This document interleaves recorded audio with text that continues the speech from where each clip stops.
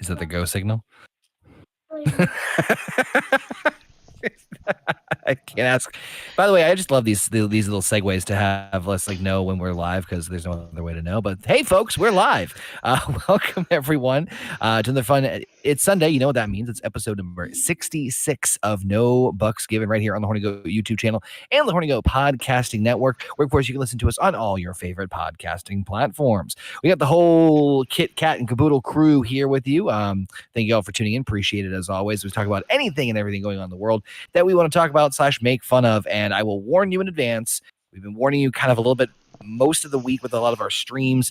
This week's No Bucks Given is definitely going to be very wrestling discussion heavy. There's a lot of wrestling news that came out this past week, and I think it's just the best timing as far as talking about this stuff. So just heads up, forewarning, if you're not a big wrestling fan, most of the stuff may not come on across for you. But we got the wonderful cohorts of the Horny Goat crew. I know Heather's currently assisting Little Gremlin at the moment. We got JP and Canadian Basement with us. How you guys doing this fine evening? Well, today has been a rough one for me. Nothing's worked for me today. I've just been. I didn't get much sleep last night, but now that I'm here and I took a shower, plus I'm still feeling like ass. I did play Madden last night. We won. Yes. 30, was it 33-6, I think? 33-6? We'll go with that. I'll take your We word on lost the Buccaneers, though. But that's all right. We'll get them next time. But yep, we won 33-6. I have really good defense. Offensive, oh my God, she's bringing the cinnamon rolls again.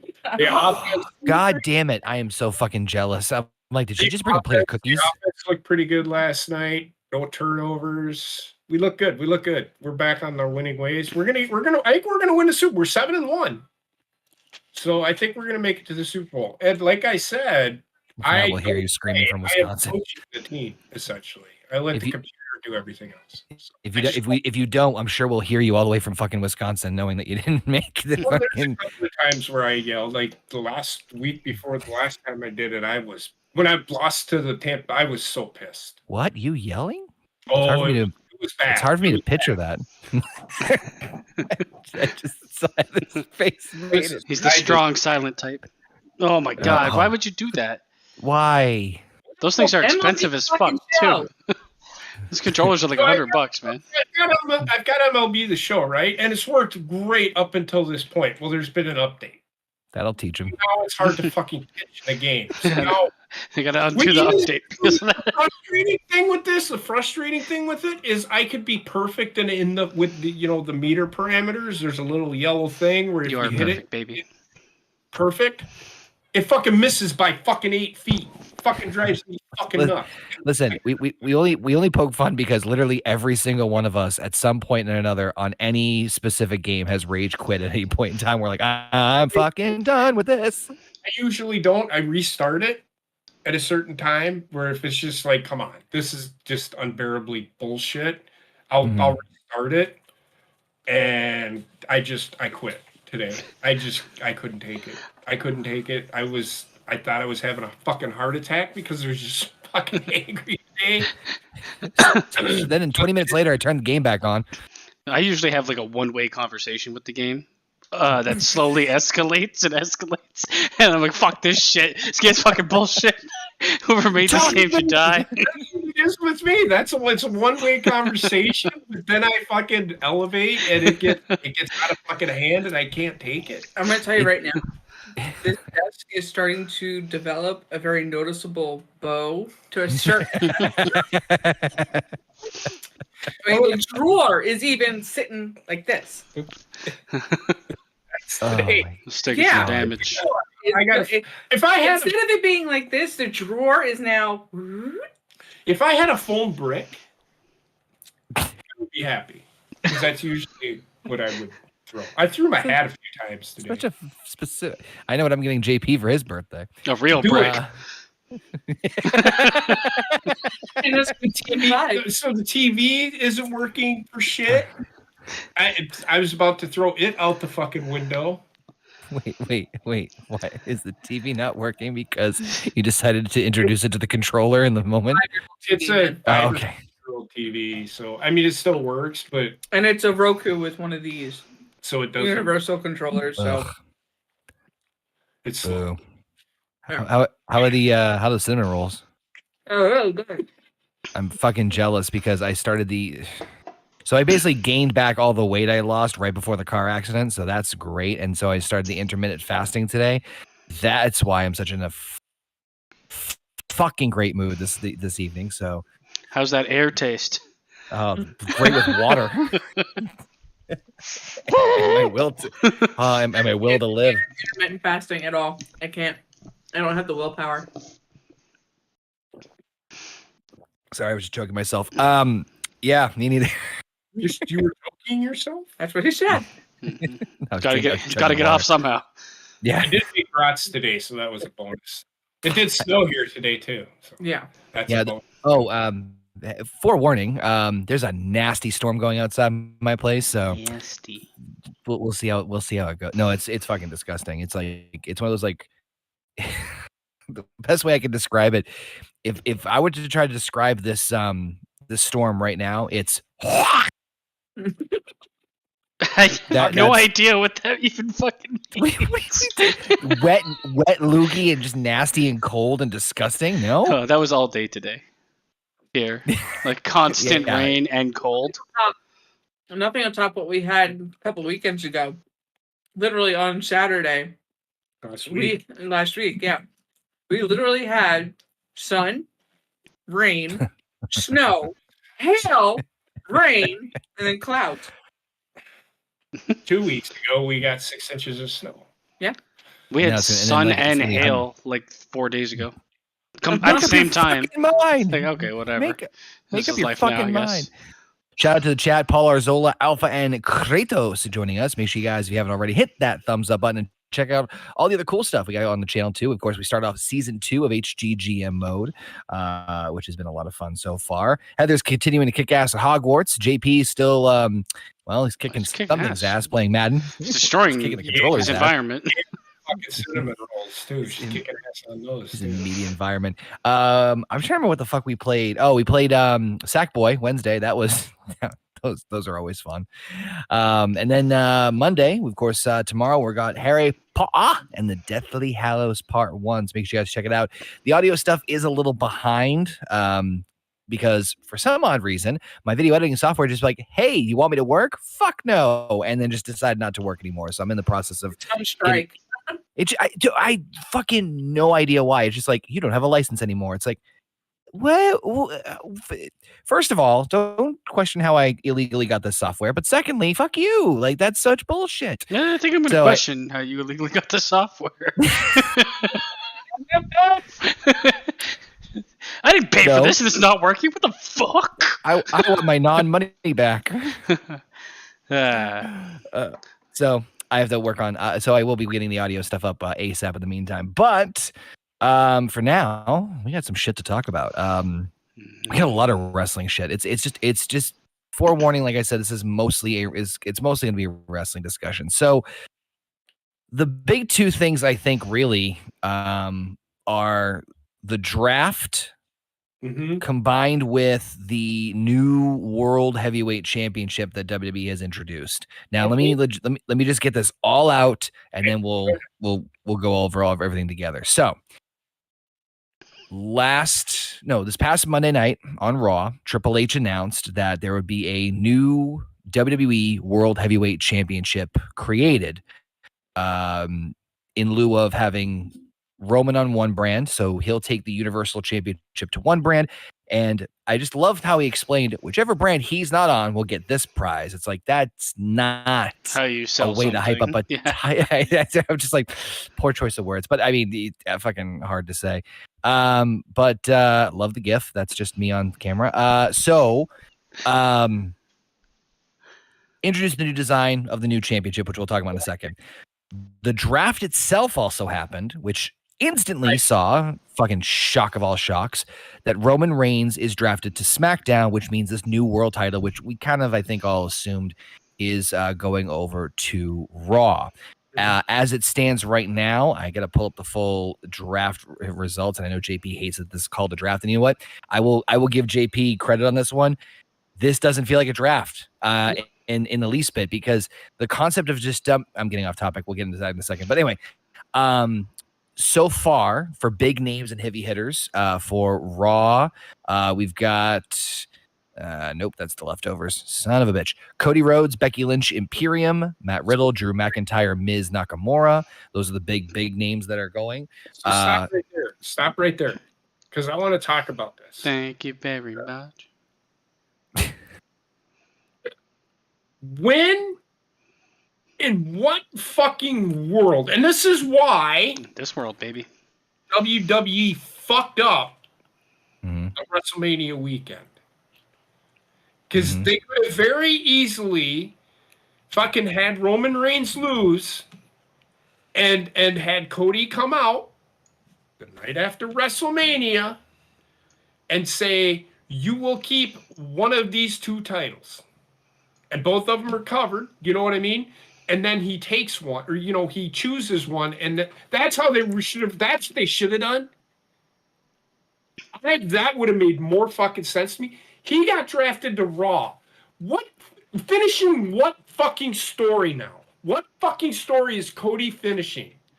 I'm going to tell you right now, I think the lineage is going to go with this, and I hate the fucking term heavyweight title. The world title, the WWE World Championship, which is what I think it should be called, should carry the lineage of the WWE title. Because Roman Reigns is the universal, undisputed universal heavyweight champion. So the WWE, the new WWE championship should follow the lineage of the WWE title. I just wanted to point that out. But why in the fuck would you draft Cody Rhodes?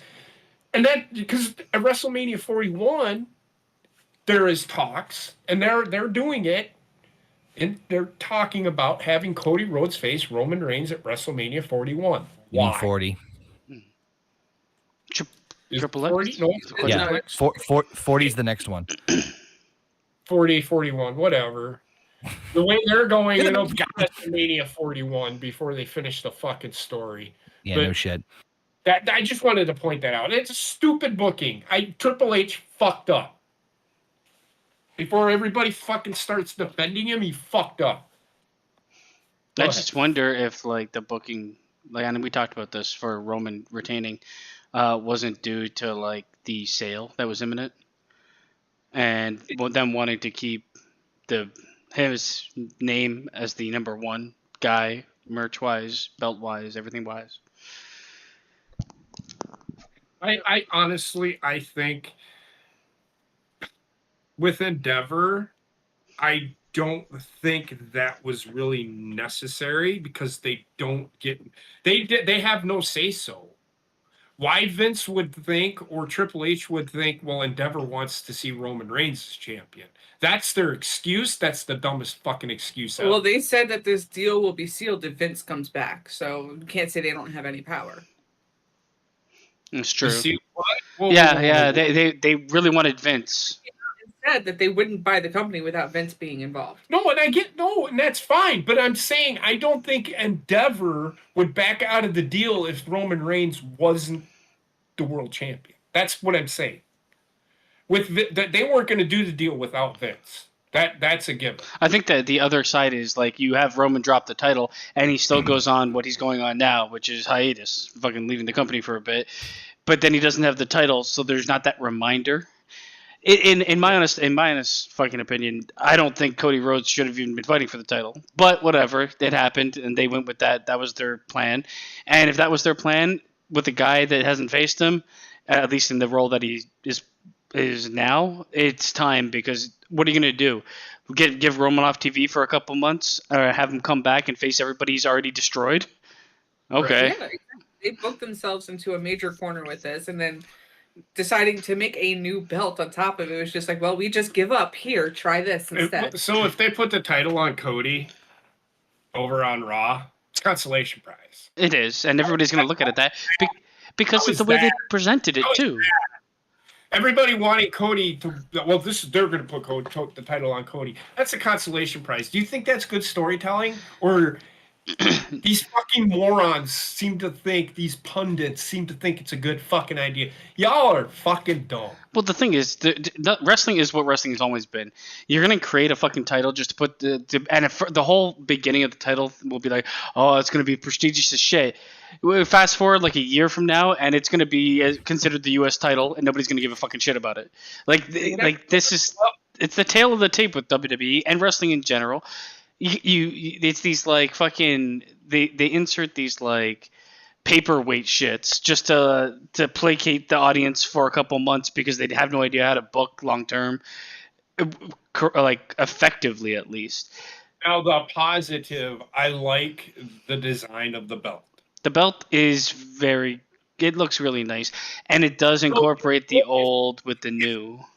If you look at it, it looks like the big old belt combined with the Winged Eagle, combined with the WWE title that they have now. I just really don't like their logo, the WWE logo. I think they need to revamp it again. It's been that for a long time. What do you want them to do with it? I don't mind it. That's a marketing tool. I mean, we all know that. It is, but it like switched to when it switched to like there was it used to be like remember the old school WWF like gradient logo? Yeah. I wish they would have stuck with the 3 solid letterings instead of they went with like the hard. Even the Attitude Era had this similar type shit, right? And then it just got refined to be more like corporate looking. I'm not a fan of the way it looks. I actually prefer I like the belt, but I prefer like. What I will say, I can kind of agree with what you're saying. I do like that. Everybody complaining, well, they just slap a logo in the fucking. Everybody slaps a fucking logo in the middle of their Ring of Honor, AEW. It's just not liking the logo, basically, as much as the other logos. It's who cares about the logo? Do they need to change what it looks like? Sure.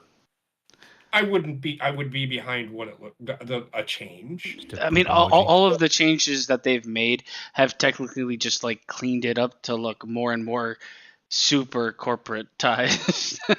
It's just like it's not my favorite way or acronym. But you mentioned, Connor, the draft, and don't you have to have fucking like general managers to do a draft? In my mind, yeah, but that's the thing. Well, see, what they did for this is Triple H came out. He did round 1.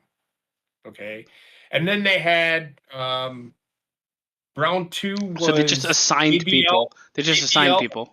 Long came out and did round 2, and then round 3 was Rob Van Dam and I can't fucking remember. Michael P.S. Hayes, I think. Yep, Michael P.S. Hayes, and then round 4 was Road Dogg and Shawn Michaels, which was actually pretty fucking funny.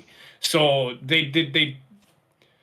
Which actually, Road Dogg came out and said that Michael P. Hayes gave him that line. Yep. So it's pretty good.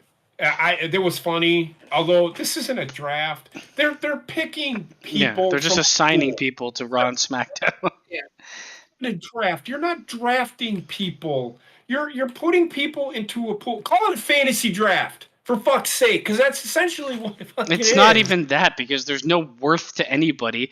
It's by popularity, but there's like actually it's not, because we're cutting off here and leaving. You can't draft these people because they're being drafted on Raw. It's like, okay. So you're not. Yeah. It's like not sequential. It's stupid. And the problem with the WWE, all the drafts they've done except for the very first, I think it was, is they don't treat it like 2 competing teams. They don't treat it like, oh, we lost it on that guy. Shit, that kind of thing. I think they're going away from that. They need to bring the GMs. That's the problem. Don't do a draft if you're going away from that. In my mind. Because then they're just like. I don't want them to call it a draft, because it's not a draft. You are not going to fucking wrestle for a world championship or a trophy, and that's what I would do at fucking WrestleMania, or have a fucking something at the end of the fucking year in December, a pay-per-view of some kind, and this is your which brand which brand is the best or whatever they fucking do. You give them a trophy at the end of the fucking night. I don't fucking know. I'm just it's not a draft. They're not teams. They're different brands. What it is they're two different promotions within the same company. That's all it is. All they're doing is shuffling fucking rosters and trying to make it so that they're treated somewhat different. But when they say, oh, any of these guys are subject to trades, you know what that's going to look like? Raw starts. And they're just going to have an announcement saying, oh, and look, here's our new guy. He was traded for whoever. Like, there's not going to be like any like storyline or pomp and circumstance behind it because they don't care. It's blatantly obvious. Oh, you want to put value on the wrestlers? Do it like they do in football. They put value on the player for draft picks or at the place they're picked. So it's like, let's say, like what Trek said. I think he said something like they need to trade whatever to fucking Raw, and I'm like, you can't trade you can't trade Bianca Belair for fucking Cody Rhodes, because who's more valuable? I could see them doing Cody Rhodes for Bianca Belair and the Street Profits. That would be. But the thing is, when you don't actually do a draft, you just assign people. There's no value to it. Nobody's really going to give a shit. Paul in the chat said 6 months is not going to mean anything. It's not going to mean anything in a fucking month, man. Like it doesn't mean anything now. Yeah. So, and I've seen you see a lot of these, and I know Connor wanted to go through it. I'm sorry, but I see these. Oh. Okay, so Bianca Belair is going to be on Raw. Well, that means that Rhea Ripley is going to be on, or no, Bianca Belair is now on SmackDown. Well, that means Rhea Ripley is going to be on Raw. Does it? See, this is a thing that people, they assume. Don't assume.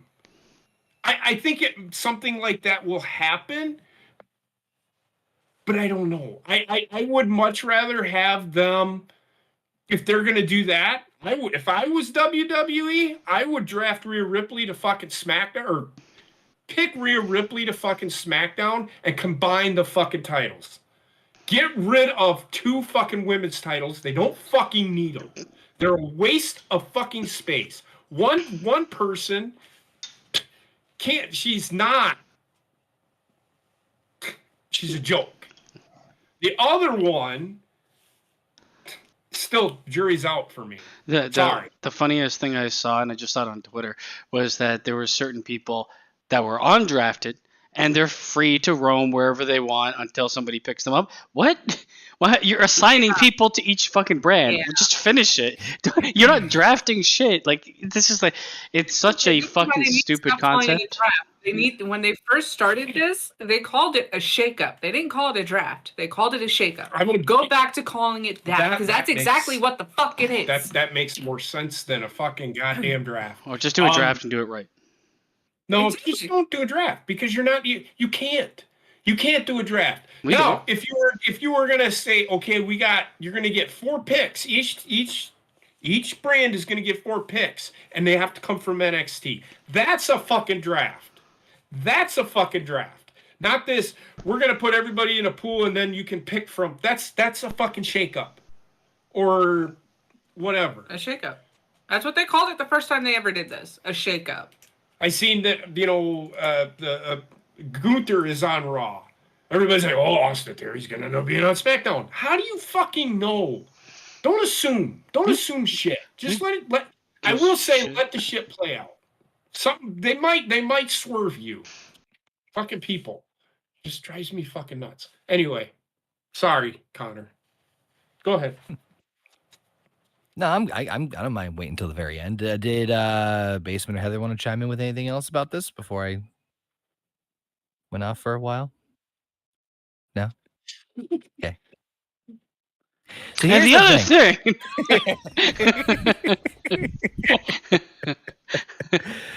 Oh God. First off, the world title design, I didn't like it at first, but it grew on me. Same exact reasons that everybody pretty much said here. Love me the big gold belt. It's one of my favorite belts. I get the I have to admit the WWE is kind of clever for trying to do what they do. They did the same thing with all their modern titles now, is the big logo in the middle, but you can customize the side plates to be superstar centric. So instead of having the nameplate be the customized thing, you can have it be more of like the personality or whatever, not like the fucking Fiend who fucking decided to put like a fucking condom on the goddamn Universal Championship. But that's another rant for another time. AEW titles a clusterfuck of shit. Everything about this entire thing, from introducing the world title to introducing this draft, 110% screams last minute decision. Abso-fucking-lutely. And if you don't believe me, I just went where you guys were talking and checked back on when they announced the change of the name of the pay-per-view from Saudi, and it was back only on the 13th of April.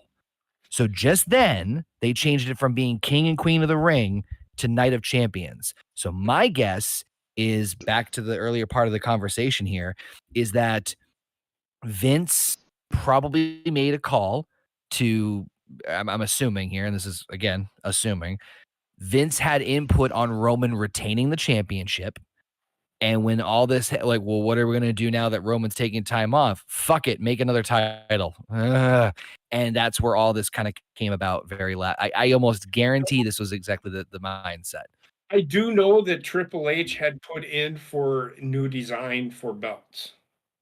So I think the design of the belts was going to change, and that's been in play for a while now. But it's just a decision on how they were going to reveal it. I agree with you on the decision to, we need to have a shakeup of some kind, or draft, or whatever the fuck they call it, and let's change the name of the fucking pay-per-view so we can put the, I get. But I think the title, the way the titles look, that has been in talks for since fucking Vince left. Which is fine. I'm all in favor of like title, design changes every now and then. But I think just the concept of maybe this was supposed to be Roman's belt that they were going to make, and combining the Universal. I don't fucking know. That's kind of what I was thinking. That this might have been the belt. The plan might have been to have Cody win it and then fuse it. And have Roman take time off. And time off. The reveal, Regardless, the entire thing, and again, if you don't believe me that you don't think this is a last minute decision, the can't see it, but I'm doing the air quotes, draft that happened on Friday is very prominent of it. And I get JP, like as much as I poke fun of JP saying it's not a draft, he is right, and more so if you were gonna do like an actual like shake up, like Heather said, that's exactly what you should have fucking called it. I don't know why they felt the need, ever since they started this brand split 2.0, to dump all the talent into the fucking pool again and redistribute fucking everybody when you're wasting time making announcements of knowing shit that's already well established. It's fucking stupid. If you want to shake things up, fine. Shake up the rosters and say we're going to do some shuffling around. But the way they portrayed it just seemed so like they didn't give a shit. I think the reason that they called it a draft is because it started the night of the NFL draft. They're trying to be like the fucking NFL because the NFL does it right. Well, every other sport does it right. I think they probably got fucking players that have never played in the fucking league before. That's what a fucking draft is. That's what a draft is. They probably ran the analytics and said, like, just using the term draft gets more viewership than shake up. So fuck it, let's do this. I understand that. But again, it's a shake-up. Just call it WWE Draft Shakeup or something like that. Like, just like leave draft out of it entirely. I would. I don't care. I would be okay if they just, they can call it whatever the fuck they want to give viewers. Fine, whatever. But I'm sick and tired of fucking people online calling it a fucking draft. It's not. It's a shakeup, like Heather said. I couldn't ever think of the fucking word. She hit it right on the fucking head. Yeah, I remember they used it like in the 04 and the 05. But and here's the other thing too. Like when we're like, oh, people are on like it's a consolation prize. It's not because okay, let me point this part out in two parts. Is it a consolation prize? Yes, it fucking is a consolation prize. But a major problem of the reason that it's a consolation prize isn't just fan perception. It's also the way they're fucking portraying it. If you're going to introduce a championship that in theory is going to be on, again, in theory, equal level with the Universal Championship, or at least that's the way they're trying to make it look. So for me, I will say this. If they put it on anybody else other than fucking Cody, It better fucking be Drew McIntyre. It's not. Seth? I wouldn't call it a consolation. If it goes on Cody, it is a consolation prize. Seth? Here, we're sorry we didn't fucking let you win WrestleMania. Here's your fucking title. If anybody else wins it, I'm okay with whoever wins it. I'd give it to Seth. The problem is, what's the chance of the person that winning it? What's the chance of it changing hands relatively quickly because the other fucking titles are nowhere to be seen? I think it's going to be Drew McIntyre, and they're going to let him have his run that he didn't get because he was champion during Thunderdome era. But what I was going to finish up is if you're gonna make this announcement of making a title exclusive to Raw, why on God's green earth would you announce it before the draft? And again, I use the draft word loosely. Why wouldn't you wait until after everything is all said and done? Hell, fuck it. You could have announced it on Monday, right? This coming Monday, because Roman's now exclusive to SmackDown. And be like, hey, Raw needs its own champion. Ta-da! And that way it gives more credence, importance, and weight to everything. And by the way, I found out right before we got on here, and then this just adds to the list of infuriations. Apparently, the tournament to crown, they've announced that there's going to be, and I don't know where I heard this from, but there's going to be a tournament to crown the new world champion. It's going to be a mix of motherfucking Raw and SmackDown talent. Why would you do that knowing it's going to end up on fucking Raw? Like, just shoot me for how shitty it is. Like, I honestly, I feel for wrestling fans because they're either so dumb they're blissfully ignorant, or they are tortured mentally for the shit that wrestling puts you through with its blatant terribleness. Because that way, Sami Zayn and Kevin Owens can be part of the fucking tournament. Well, not if it's going to be in Saudi because Sammy's not going to go.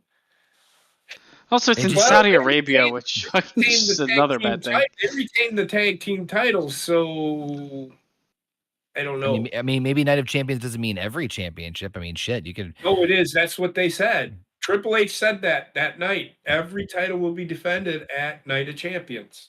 Well, maybe via Zoom, but anyway. No, it might be trivia. If you answer this question, you win the titles. I'm gonna just say this, and this is me being the fucking hopeless optimistic person, fucking optimistic prime, is I'm hoping that if Triple H is still truly in charge of the creative, then this gives him a chance to really flesh out some more people and have some more uniqueness to Raw and SmackDown. I say I hope. I know everyone's rolling their eyes when I say this, even people in the chat. I know this. That is my big takeaway from all this. Because obviously, as I mentioned, everything looked very fucking half-assed and just last-minute decision making. Hey, we could see Gunther as a world champion. That makes me a happy man. He'll be in that. He's going to end up losing the Intercontinental title here. The track record of the draft does not, or like brand extensions, do not bode well, is all I'll say. The only thing that really came out good were the NXT picks, and that's because they're going from NXT to Raw and SmackDown. Right, so far, yeah. So name some of the NXT people that are being drafted. Apollo Crews, he was already on the main roster. I've got something to say about as to why they are doing it, and it will make sense. But go ahead. JD McDonough. Well, dude. I mean, he'll just fade into obscurity in my mind. He's about 5'6" with a head that's half his height. I think if it depends. It depends. Everybody thought that of Johnny Gargano, but he's building his own uprising. I feel like Johnny Gargano was a better known name in NXT. Wrestlers are getting smaller. Mm-hmm. I can see him if he's going to be part of like a tag team or stable for a while. I can understand that. Put him with fucking Finn Balor. Finn Balor trained him. So, but they got to get him the fuck away from the fucking clown ass fucking group Judgment Day. Judgment Day. So you're asking who got called up from NXT? I mean, so far, essentially, yes. Who got called up? Alba Fire and Isla Dawn. That they needed to, both of them. They're ready. They're up on SmackDown. Zoe Stark. God no. Needed. JD So Just really. there it is. Keep going. Keep going though. JD McDonough, yeah, and Indy Hartwell so far. Indy Hartwell, yeah. There's more. Well, the women needed to go because the women's division. Who else I miss? Von Wagner. Apollo Crews. No, I haven't heard anything. Well, But yeah, he got called up. He's on Raw. Raw. Okay. So the reason that they're like Zoe Stark, she can work. Okay, she can work. She is going to be there to talent enhance. So Can they bring like Dana Brooke back? And... You can't. Everybody crying and complaining. Oh, why are they bringing this guy up? Do you want fucking main eventers facing each other every week? Do you want to see Cody Rhodes wrestle Roman Reigns every fucking week on fucking Raw and then have them wrestle at a fucking pay-per-view 20 times in a fucking row? Or do you want to see some fucking fresh faces? And the jobber guys is essentially what they're going to be. Well, I wouldn't say they're going to be jobber guys. They might get to the mid-level. They might get a shot at the mid-card title. But there's nothing wrong with bringing these guys up. Von Wagner doesn't need to be down. There's not doing anything, and he can wrestle. Real quick, JP, Kratos did say a comment a little earlier in the chat. He wanted to get your thoughts on it. He goes, I'm hearing that the possible plan is Roman is going to hold the Universal Championship past Hulk Hogan's very first WWE Championship reign that went 1474 days, which is over 4 years. No, and so here's the thing, and I said this. I guess who's back? I said, I'm sorry. I said this to Heather the other day. Now they have free reign to fucking let him hold that title for as long as he fucking wants. Exactly. Because essentially when Triple H came out and said, you know, Roman Reigns worked it into his contract where he'll only have to defend it when he wants to. That's essentially that's pretty much what he said. Like almost word for word. So what does that tell you? Roman Reigns will probably not show up till fucking SummerSlam or Night of Champions. Maybe Money in the Bank. I can see what they're trying to do, and the problem is what they needed to do is turn those two belts into one belt and have him hold that and make that be the legacy of that belt. Because now, once he drops, he's going to drop two belts, and then they're going to make it into one. It's going to be like, okay, what the fuck? Just do it beforehand. One as soon as he became the undisputed champion. That's what they should have done. I don't know why It's short-sighted planning. Anyways, I think they are gonna make him hold it for a very long time, so that when it does fall off him, we'll all forget about the amount of times he beat everybody in the fucking industry, and that one person that beats him will get that massive rub to be the next guy. Someone made a very interesting point that and this shouldn't really come much as a fucking shocker, but Roman's recent victories are all on Raw. Mm-hmm. Riddle, Cody, what was the other list here I got here? Jesus Christ. Riddle, Cody, Drew McIntyre. I think, didn't he defend against Shinsuke once? No? Yes, no, maybe so. Anyway. I feel like they fought for sure. Fought, it wasn't for a title. I don't think so. But a lot of the bigger names that he recently battled are over on Raw. SmackDown has some very intriguing picks. I'm not gonna lie. Edge is a bit of a question mark. Lashley, I think, is gonna fucking thrive over there. I think he's gonna do pretty. I think he's gonna be a top star. And OC is now a thing again. AJ's back. Everybody was saying, I even said that, the OC hasn't been on TV. They come to collect paycheck and now they're gone. They got drafted. Actually, they're on SmackDown. Mm-hmm.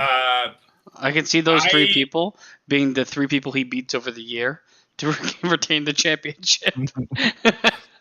I think he'll have a really good match with AJ. That might actually be a SummerSlam match. So The rumblings I've heard through some peeps I've reached out to is that the rumblings is Roman's first championship defense post draft would be AJ.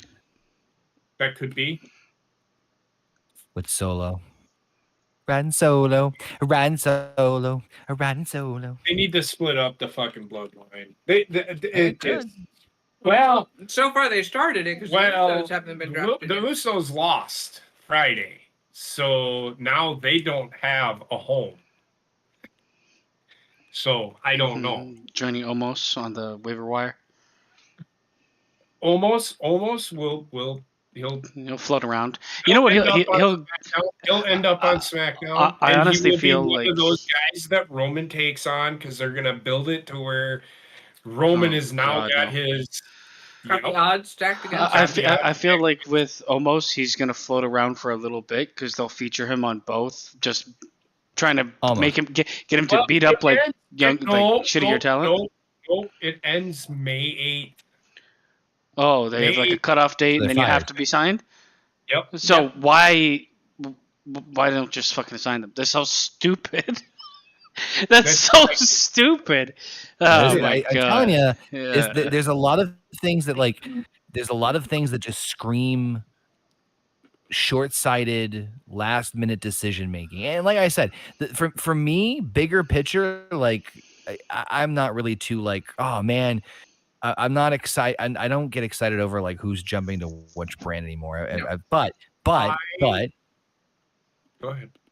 If they can keep the brands absolutely fucking separate and actually treat it like an actual legitimate split of the shows, it could be intriguing. But I don't have a whole hell of a lot of faith. I feel like I'd love to see the brands not only be different shows, but actually be different fucking shows and treat them like produce differently. Have it so that there's like, I know you don't want to separate your audience exactly, but like at the same time, I don't think you will. I think you might be able to potentially get new viewership if you change some of the shit on a SmackDown show versus a Raw show. And this is why, like Hoodie said, his idea is to get rid of all the separate titles, have one title on each thing. This is like, but if you're going to treat both shows like they're technically Raw 1 and Raw 2, I get what he's saying.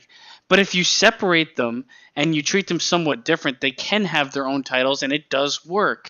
The way that it works now is like they can fill certain things require 2 titles, and certain things don't require 2 titles. I disagree wholeheartedly because they are going complete. And Triple H said this. I don't give a shit what he said. He failed me. He said that there will be no more crossing over. So I don't want to see a bunch of fucking triple threats for a fucking world title. And that's what will fucking end up fucking happening. The only way you stop that from happening is you do what New Japan does. One world title. Belts. If you're going to have 2 separate brands, have 2 separate brands. Have each brand have their own fucking champion. Look, here's the goddamn thing. And I know I said it again. Treat it like it was during the fucking territories.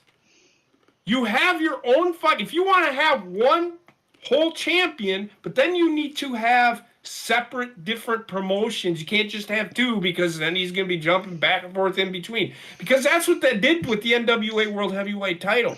He traveled all around the fucking for I think it was like a month at a time. He would be in one territory for a week, and then he'd go to another territory the following week. He would ended up taking on the top guy. They didn't have pay-per-views back then. Nope. So he would take on the top guy at the end of the week in their big fucking show. I also think you need some work-life balance for these fucking wrestlers. And having them being attached to one brand kind of like lightens the load and allows them to put on maybe a bit more, I wish it did, a bit more intriguing matches. But it doesn't really equate. Essentially, JP, if you and maybe I don't want to like misunderstand what you're saying, but like I know what you're talking about in terms of the territories. The territories did not have their own top champion. They did in essence, but they did not have a world champion. No. The world champion would only come over every so often. Right. So how would that be any different if we had Roman as the top champion float between each brand? Okay, so the thing is, That's you only have two promotions. Right. How many territories were there? 17, 50? Yeah. Okay. That's the difference. Okay. You're going to have him once every other week, I'm going to be on Raw. Once every other week, I'm going to be on SmackDown. I'll take on AJ Styles, and then I'll take on Gunther, and then then the following week, it's going to become too fucking formulaic. I just don't want to see that. And that's essentially, yes, it's a great idea in theory, but it's good. You know what WWE's going to do? They're going to get formulaic with it, like they do every fucking thing else. Their shows are formulaic. How does a Raw start?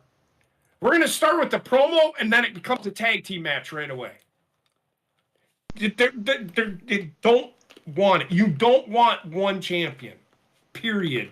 Because it just, why is this? They just did this. But I don't think you need two world champions. You could have the world champion on one show, the IC champion on the other. You can have a couple more belts just to fill out the mid card. They're both not world champions. One's a universal champion, one's a world champion. But they want you to think they are, is my problem. I get it in the territories. Essentially, like the Mid-Atlantic champion was their world champion. He was their top guy. So So the way I get what both of you are saying, because I kind of lean more towards Spaceman, but I do understand JP's like they'd fuck it up, because they would, what they would do is they would try to pump I get exactly where he's coming from, because what they would try to do is they would try to pump up as much of a ratings boost as humanly possible by having the champion on both shows. I would suggest if you're gonna have the champions float between both shows, whichever brand he's feuding with or defending with at the time, he is exclusive to that brand until the blow off. So, for example, that's what I agree with. I like that idea. So for example, let's say Roman's first challenger is going to be AJ Styles at Money in the Bank. So until you get to that pay-per-view match at Money in the Bank, Roman's only on SmackDown. You don't show him on Raw. You show highlights of him maybe on Raw, because you want to tout the value and weight of that championship. Because at the end of the day, the reason I would say that it's better to split the one champion against both brands is only because, just like we were bitching about the world title now, it dilutes the value of the championships. So they can't, and here's why they can't do that. Well, they can, they just won't. I know what you're saying. Again, Roman doesn't have to defend the title if he doesn't fucking want to. That's essentially what he's. That's essentially. But I mean, I guess in this fantasy world that wouldn't be the case. But like, I do feel like there should be one world champion, one women's world champion. I do think the IC championship should be exclusive to SmackDown or Raw or whatever, and the other would be the US. They'd be on the same grounds. Then you'd have the tag team titles. You could potentially do 2 tag titles for men's, 1 tag title for women, and then you'd also want one other floating mid-card championship, probably for men in some way, whatever it might be. Not the 24/7 title, please God no. But you know, God no. There you go. Here's what they should fucking do. They did. Oh, sorry, go ahead. They should take the fucking men, put them on one fucking show. Everybody's like, oh, how come the women don't get their own show? Put them on one fucking show and see how long that fucking lasts. No, WNB. Yeah. Why the fuck not? Everybody complains for fucking equality. Fuck it. Put them on show. Fucking let them fucking run with it. I prefer they just had one fucking show and less roster, to be honest. But hey, this is you gotta be on every fucking night. You know what's funny? I just found this out recently, and I didn't even know this when I was doing the coverage stuff. But I mean, it makes sense. But like, something really fucking ridiculous about like when Raw permanently went to 3 hours. Something about like the third hour gave WWE like an exorbitant amount of revenue just for being on USA Network. I don't know what it was. Which I mean, adoy, but like I didn't like really. It's because you know, it's at a prime time, I think, the 10 to 11 spot, and they're still drawing. So Raw was on for me. It was on at 8 o'clock. It didn't come on at 7. It came on at 8 o'clock, and it was 2 hours. So that 10 at that 9 between 9 and 10, they could do all that racy bullshit. 7, then they're like, well, we're going to TVPG, and USA's like, well, we just have reruns. Why don't you take that extra hour? Why don't you just have a 3-hour show? It gives you extra fucking revenue. And WWE's, and they love what WWE's done. USA has paid them fucking billions of fucking dollars to fucking stay. So that's to my like final point about this is that, you know, like I said, creatively, I'm hoping if they stick to their guns and be like, yeah, fuck it, we're gonna make this work. It could work. It could work, but there's a lot of cleanup, just like the first draft was. The first brand split was like, oh man, that I just recently like rewatched the thing about the first brand split, and Jeebus Christ, that was a fucking mess. And things didn't really get like, they didn't really like get their foothold until like Mania 19, like the next year. That's when like you really got like, you know, a foothold on like the vibe of the shows, the feeling of the shows, the rosters, blah blah blah blah. So, you know, could this work out? Maybe, but it's hard to give faith in the company because they fucked this up so many Honestly, times. I just really wish they would have done like, it doesn't have to be super explained, but just like almost like a power ranking of what place each wrestler lands in, and then do a draft off of that order. So at least you have a visual for why people are picking who, where. Have the general managers do it. Therefore, there's value attached to each person by the number attached to their name. Sometimes you'll draft lower just to get a tag team and leave some of the higher guys up there. It adds intrigue, and then you could go on for the rest of the year and kind of use that as the template for trades and things along those side along that. The one, I'm sorry, go ahead and finish. I apologize. I was just going to say, then once you get to the end of WrestleMania, potentially start again with another draft. And champions stay where they stay. Right. Yeah, that I can understand. The one positive that they did do is they have not broken any teams up. Yeah. Which is shocking, to be honest with you. The only thing that they did break up in its storyline is the bloodline. So they only drafted Paul Heyman, Solo Sikoa, and Roman Reigns to SmackDown. The Usos are still in the air. They did not draft the Usos. Roman Reigns said, if they lose, I don't want the Usos. Yeah. So maybe stuck with them. So that being said, that's in storyline. That's the only thing. They kept the Montez Ford and D'Angelo Dawkins together, or Angelo Dawkins. Who else did they keep together? Damage Control is still together. Damage Control is still together. Hit Row OC, Judge. No, there's still a second half on Monday. Shout out to Joe Compton joining us in the chat. What's up, Joe? Appreciate you coming popping in, man. What's up, Joe? I don't like you. I keep saying draft, but it's not a draft. It's a shake. No, we know, and we're just using it for like more like lingo purposes. Now I think we've gotten all our frustrations out about the draft and everything like that. We'll until next week when we talk about how shitty Raw and everything is. By the way, this is a great chance for you guys to check out our season 2 of HGGM mode, which we can see what happens when we take over the book for a lot of these companies and do things the right way. With a fucking 5-man geriatric match that fucking JP would not stop promoting the entire. That was a fucking good match, though. It was 4 geriatrics and a fucking monster. He got eliminated, though. He got eliminated first. Flair is now the world television champion. Woo! Long live the horror brand. Oh God, Gorilla Strong is also in the chat. What's up, Gorilla? Gorilla. Party tonight. But yeah, I think so. Now that we got our frustrations about the draft out for now, I need to read this story. Which Kratos, thank you for sending this to Twitter. I did read about this last week, and I meant to bring it up last week, and I'm so pissed I forgot about this. But thank you so much for saying this because, oh my God, this is a beautiful story. So, those of you may remember. Let me actually pull up her name here. Raka Khan. So Raka Khan from TNA. She was with Scott Steiner and Petey Williams. She was also more famously the season 2, I think. No, season 2 Tough Enough winner, 2 or 3. Anyway, but she was also like the dominatrix, like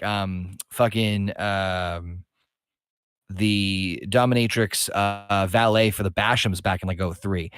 But anyway, here's a beautiful giraffe. It's a giraffe. Oh God! All right, here we go. So former TNA wrestler Tarincha Biggers, got that right. Also known by her ring name Raka Khan. I'm going to stick with that one. Raka Khan has sought legal action against Dwayne Johnson, The Rock, in a massive lawsuit in which she claims that she and her children were the targets of an elaborate criminal plot orchestrated by Johnson and a plethora of other defendants, some individuals, some groups, some government agencies, and some businesses. Oh my God, here we go. Strap in.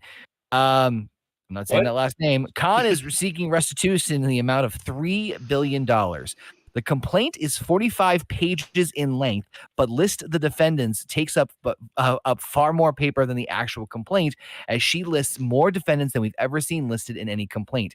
In addition to naming The Rock as an alleged perpetrator, the former wrestler listed multiple other WWE personalities who she says played in a part in an alleged conspiracy to kidnap her and her family, including The Miz, Nikki Bella, Maurice, Heath Miller, and Mark Jindrak. By the way, I also do want to stress that another name that's not listed on here was Chris Benoit.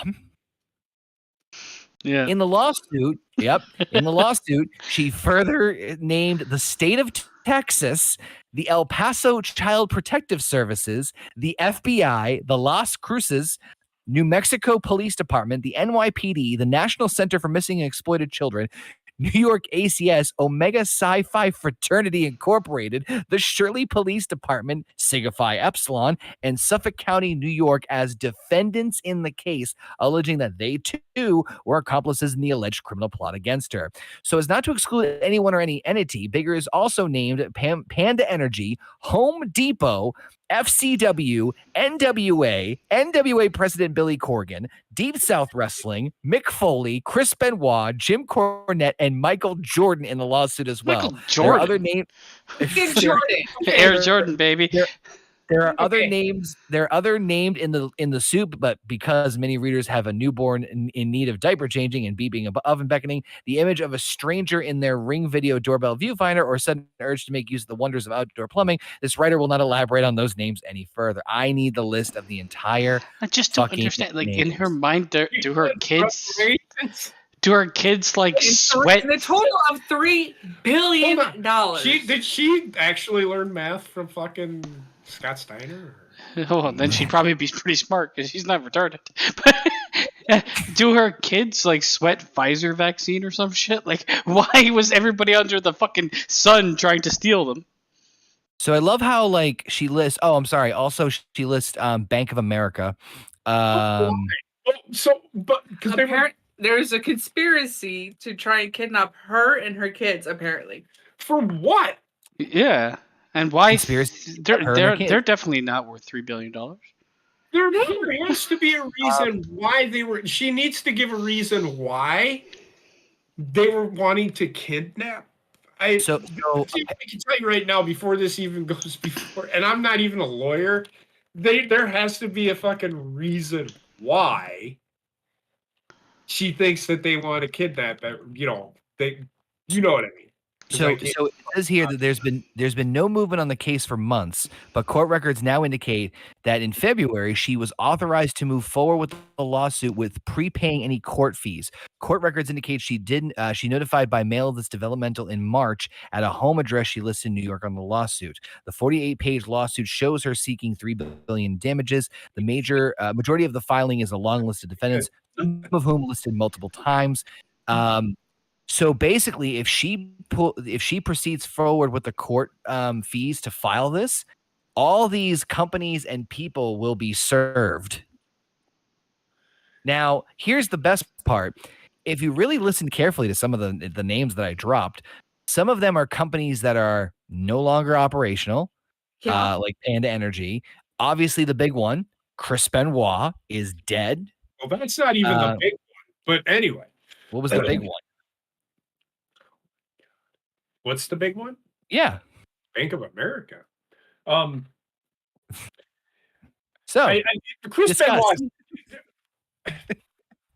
Benoit had his own fucking problems. The Bowflex. So there is no fucking way. This fucking, you like that? There's no fucking way this woman is ever going to get this money in her fucking.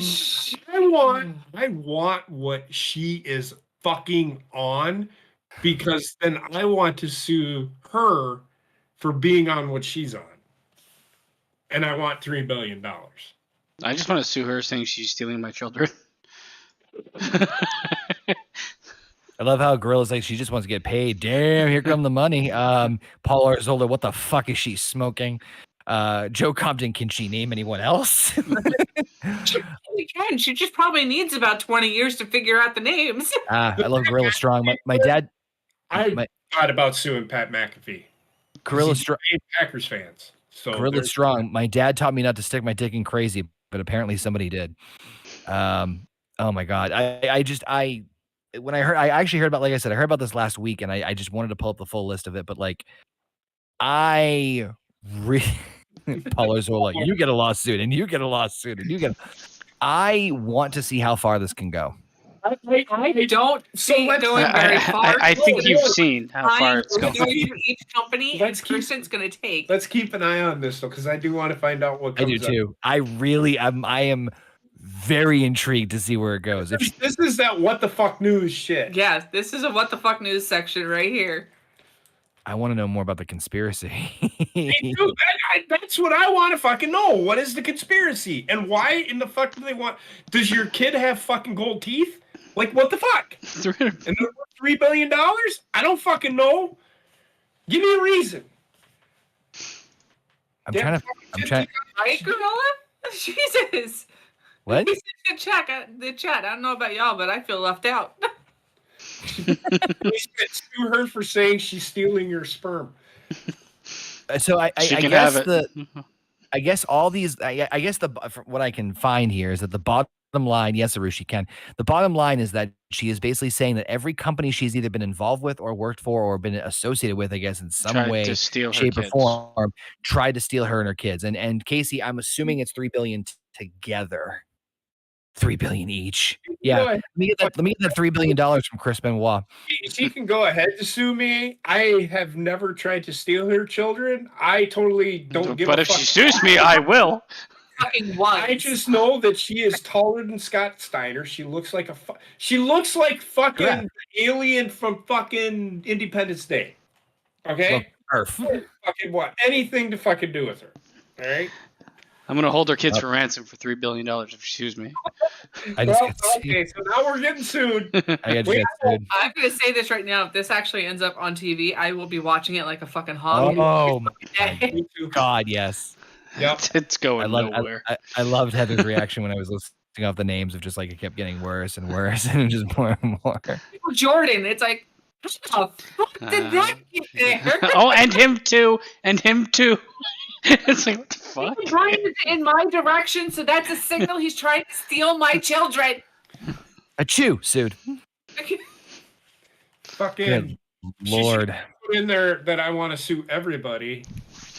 I want to sue the planet. $1 billion. Oh my God. All right. Switching gears real fast. Yeah, seriously, Jesus Christ. Too many comments.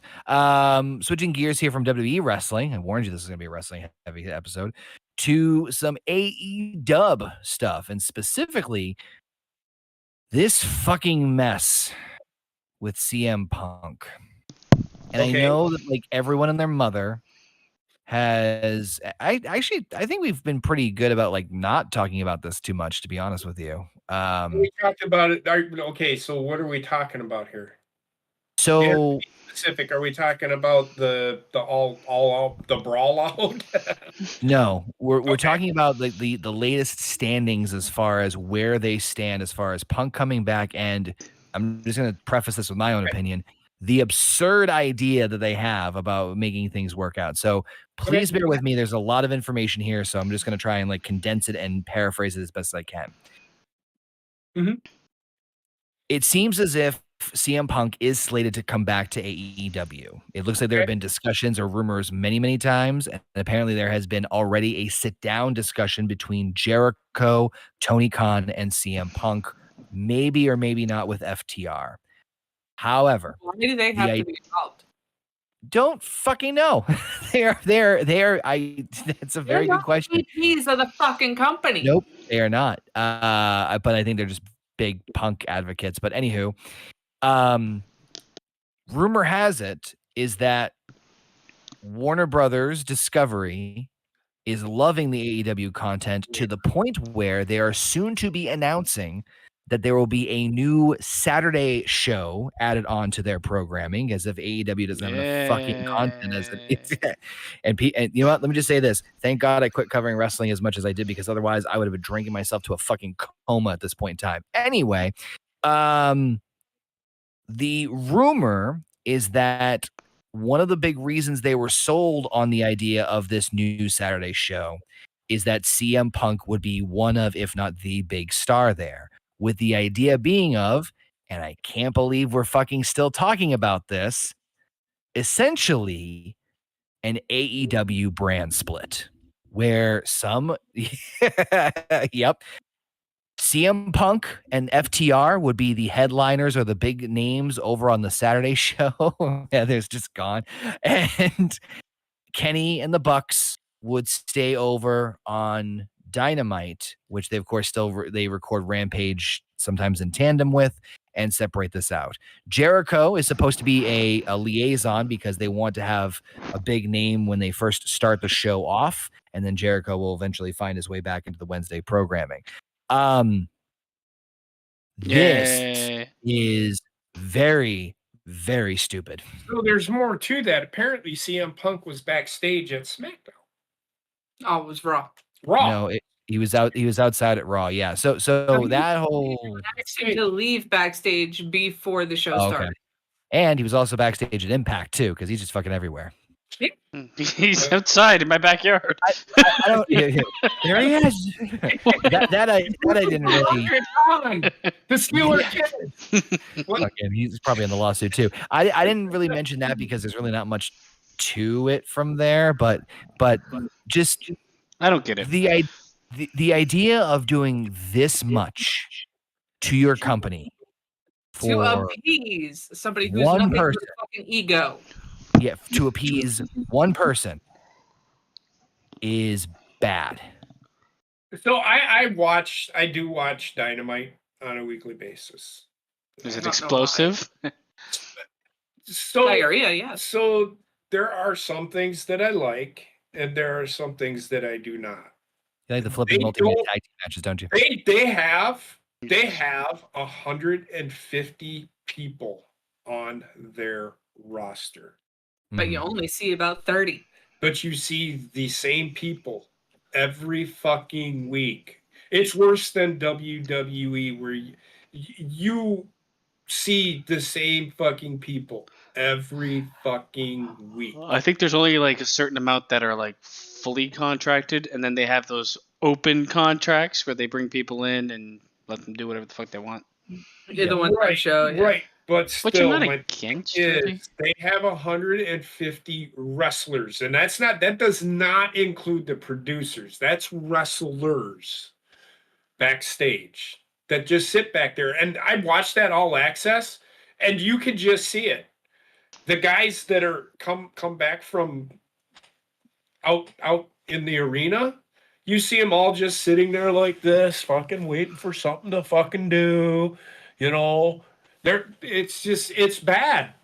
It's bad backstage. There's no, what the fuck are they doing? It would essentially, you need a brand split. They got Ring of Honor. There's your brand split. You don't fucking need another fucking goddamn show. Take that show and put it on fucking Thursday for all I fucking care. Well, it's on Thursdays. Don't try to fucking. I'm telling you, if Tony Khan actually tries to go Monday or Friday, he is going to get fucking destroyed.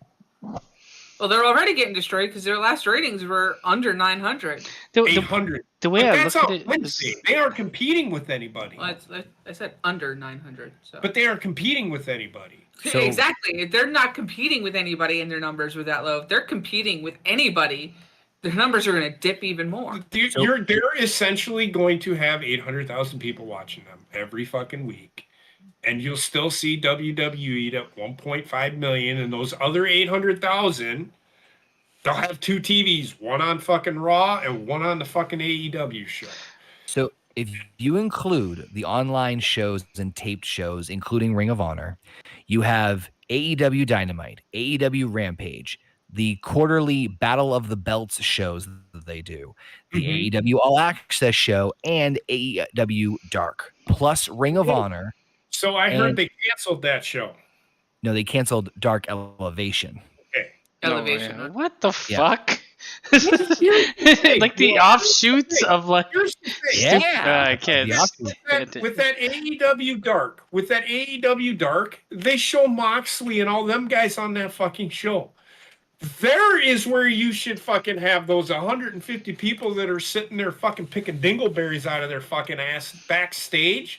Put them on there. Give them some fucking YouTube time, because apparently YouTube's the place to fucking be to get over fucking wrestling fucking dummies and shit. Fucking, I know what people you're are talking fucking dumb, man. I am so fucking sick and tired of fucking people with fucking wrestling. I love terrible talking wrestling, but somebody said this guy's over. He's wrestling a fucking dummy. How in the fuck is he getting over? The thing is, have him wrestle, and then we'll talk. In that conversation, you're wrestling a dummy. Anyways, the one thing that really stands out to me with AEW is it's like it's trying to encapsulate the lifetime work of WWE in like 5 years. Yeah. It's on warp speed, and it moves too fast. It went from AEW to, we're gonna do this offshoot, then we're gonna do an offshoot of the offshoot. Now we're gonna get another fucking program, and we're gonna be on 17 days a week. What? That's impossible. No, it isn't.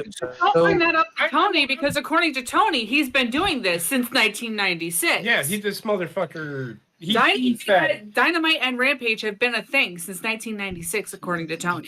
Okay, so what? Yes. You do? He did an interview where he literally said the words, "I fantasy booked Rampage and Dynamite since 1996. I've been in this game longer than anybody." Literally his words in that fucking interview. He did. I swear to God, this motherfucker. I just like you know what?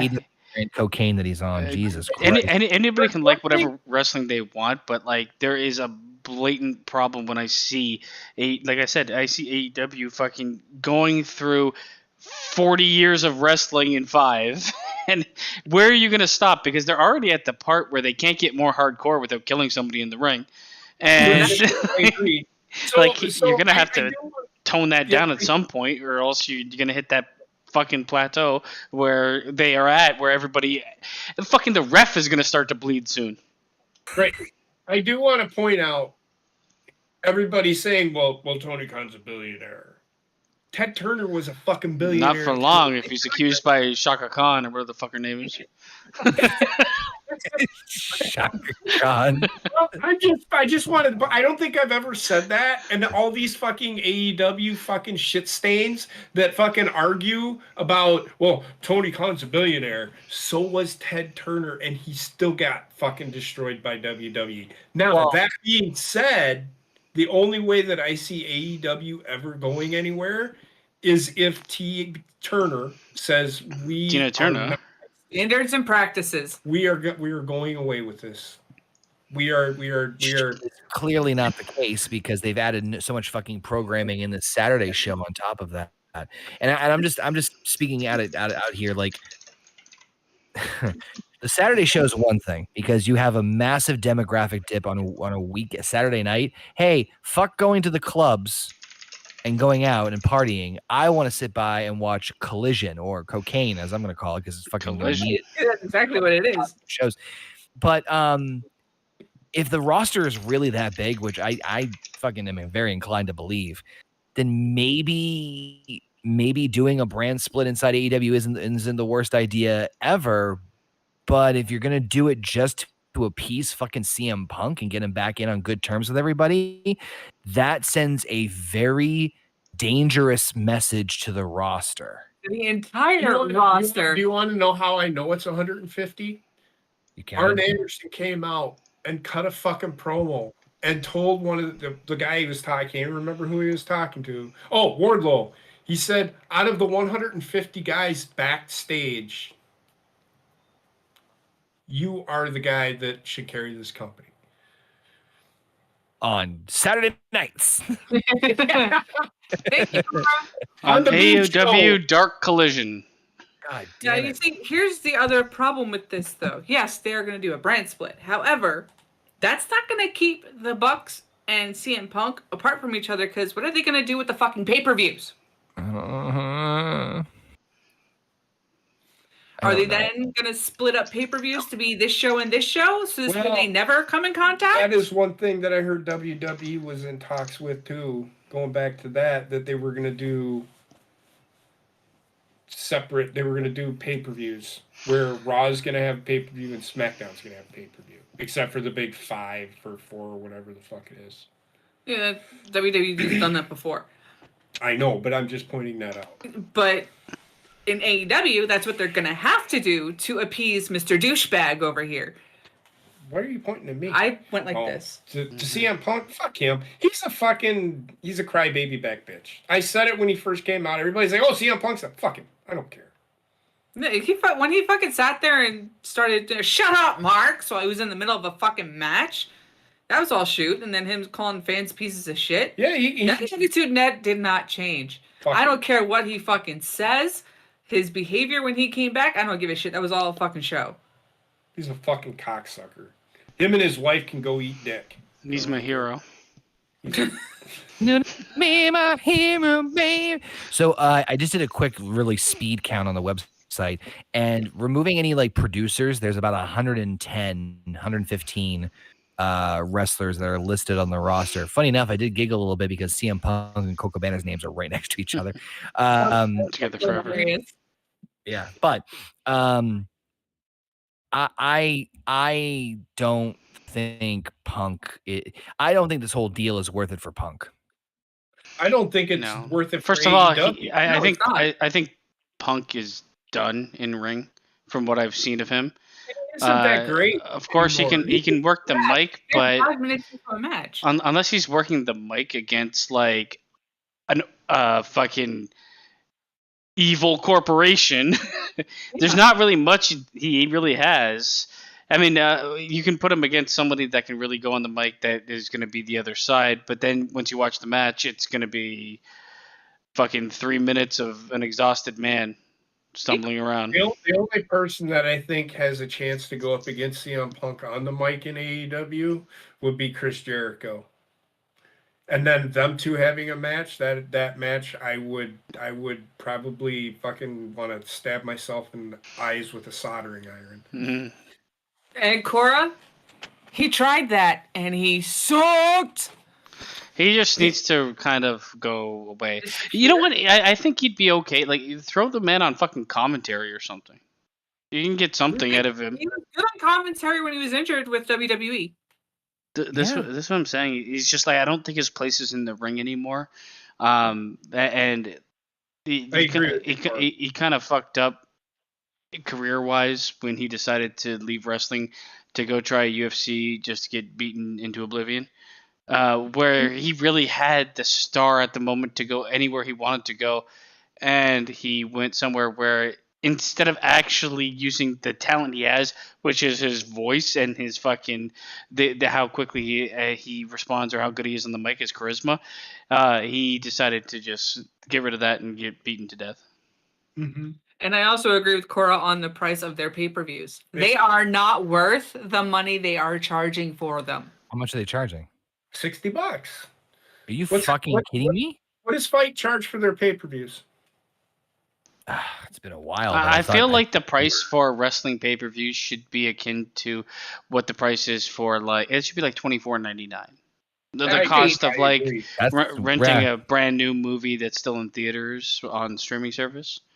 That I think is acceptable. $60 is huge, and the problem is when you don't perform like that fucking stupid ass explosion ring match, you should have been raked along the coals. I am going to tell you right now, Aru, his contract, he was making more than that. More than his what? Contract. I can't see. He said just pay CM Punk $3 million and have him sit at home. They are paying him his $3 million. Yeah, he's still under contract, so it's not like it's not $3 million. It's more than that. He makes more than John Moxley does, and I think it's like $6 million or $7 million a year. Jesus Christ! AEW Revolution will be streamed with the price of $49.99. Nope. Their pay-per-views, the show quality that they put out with their pay-per-views is not worth that much. You'd be really hard pressed to find wrestling that's worth that kind of money. In all honesty, that's especially when they give everything. WWE is doing. You pay for your subscription to Peacock, you get the premium live event for free. You could only price pay-per-views high when you weren't giving it all away on regular TV anyway.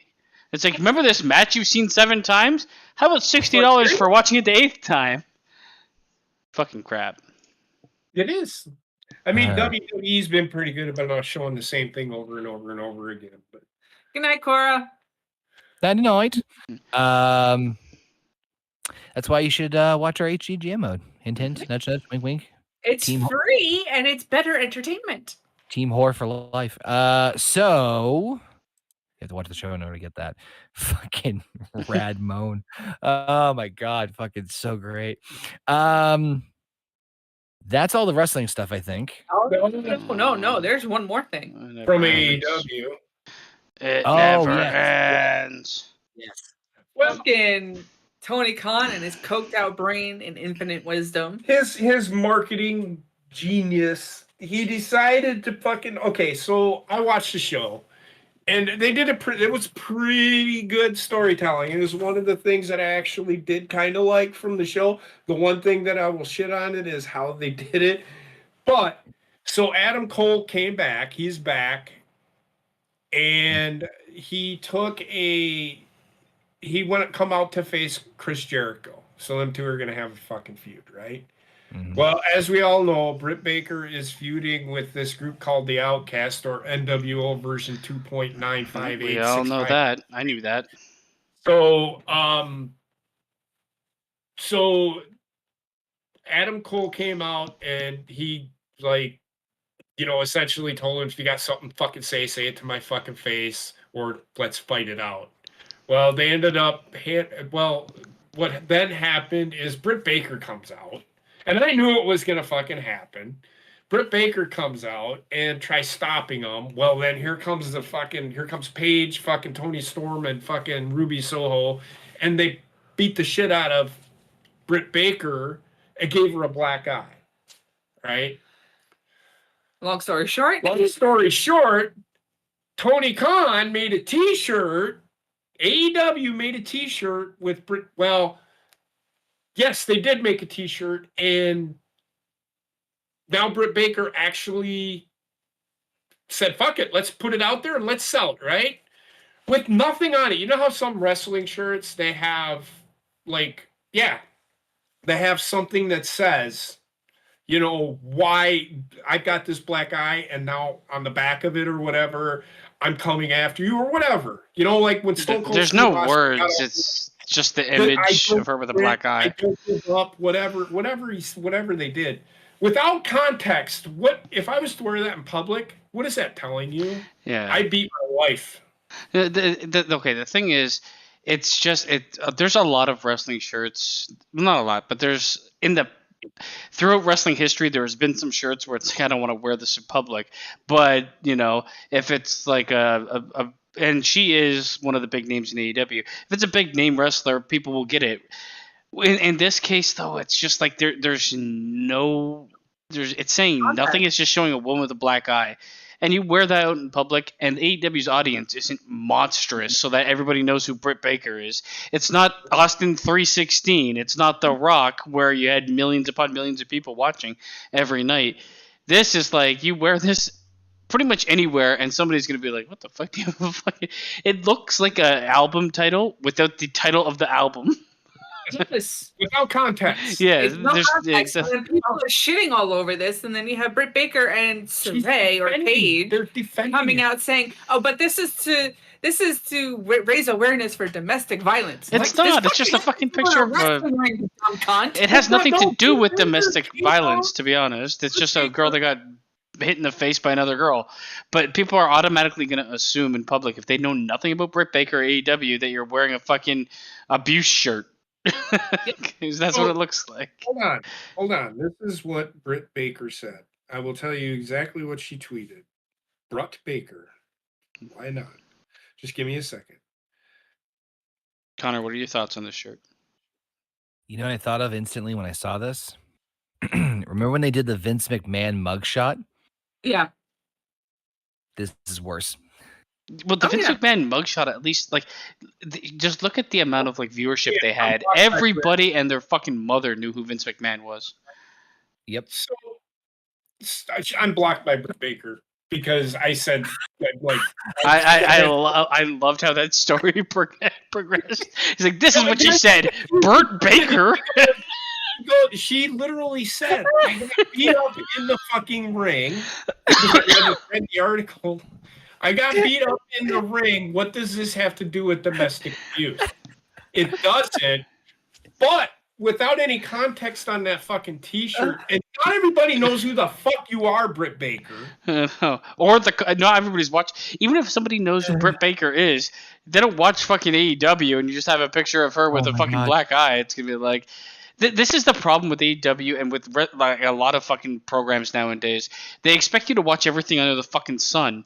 And like, it pissed me off in the fucking Mandalorian when I joined back in, not having watched fucking Boba Fett, and the storyline was completely different. It's like, okay, whatever. This is not congruent with where the second season ended, but cool. But this is like what's her Twitter? Britt Baker. At real Britt Baker. Okay, I was just making sure I got it because I want to make sure I wasn't. So I mean, the thing is, like, I mean, I understand why she blocked me, but it's just like you could have done. Okay, what I would have done is probably fucking taken the. You know how like when Becky Lynch got hit and her fucking nose exploded, but she that was the selling point. You could use the black and white image of her with the man logo, and people would be fine. Because at least it says something, and there's context, and it's not like just a girl with a black eye or a girl with a bloody nose. It looks like a fucking black eye mugshot. She's expressionless. Here's what she said in terms of the actual shirt itself. So, some guy said, "I can't believe AEW is trying to make money on a shirt that supports domestic violence. The shirt in the eyes of the public is going to cause more harm than good. A lot of people don't even know what AEW stands for." And some dude wearing it in a bar proudly shaking my head. A lot of black eyes. So she says, "Supports domestic violence. How? I got a black eye in a ring. My enemies put a pic on a shirt to troll me, and I outsmarted them. Does that mean all the top-selling bloody shirts are supporting murder? If a male wrestler had a shirt with a black eye, would you be this pissed?" and then it shows there's another picture of like another shirt that she has this role model with like blood on her face, and another one which is a picture of MJF meeting CM Punk when he's younger with like the blood smeared on MJF's face. on Yeah. side. Yeah. So here's the thing. Her tweet is stupid because, it's dumb. Both of them are fucking dumb. Why? Hold on. But yes, okay. Fucking context. Please tell me this. Watching the show weekly, I'm not. If I'm looking at a shirt, like I wouldn't have known that was CM Punk and MJF. I can understand it now. I just sent you in the chat. I see it. It is Bryan Danielson wearing a t-shirt on a t-shirt, and he's looking and he's like, "I'm going to fuck you in the ass." That's a shirt. Yeah, that's a shirt. That is a shirt, literally for sale. That's their marketing right there. That's their marketing. I thought mine were bad. Jesus Christ. Yeah, it's just there's no effort here. There's no fucking. All they've done is taken the actual picture and pasted it on a shirt. At least do something with it. Like in the end, this shirt. Like the thing is, like, it's not promoting domestic violence, but nobody knows the context. And second of all, she goes on about how she got the black eye. Allude to it in the shirt design. This is lazy fucking design work. It looks terrible. If you don't know AEW, you're gonna assume it's just a girl with a black eye. There's a reason, like, you should have someone there fucking designing actual fucking art. Like, you can make this fine, but she has to show emotion that doesn't look submissive, because that's a bad sign. And when she compares it to, like, oh, if you were to wear a shirt with a guy with a black eye, would it be this? It's not the same. First of all, it's not the same in the fucking real world, because nobody treats fucking domestic violence against men serious anyway. So shut the fuck up, Brit Baker. You're dumb as shit for even assuming this is a good idea.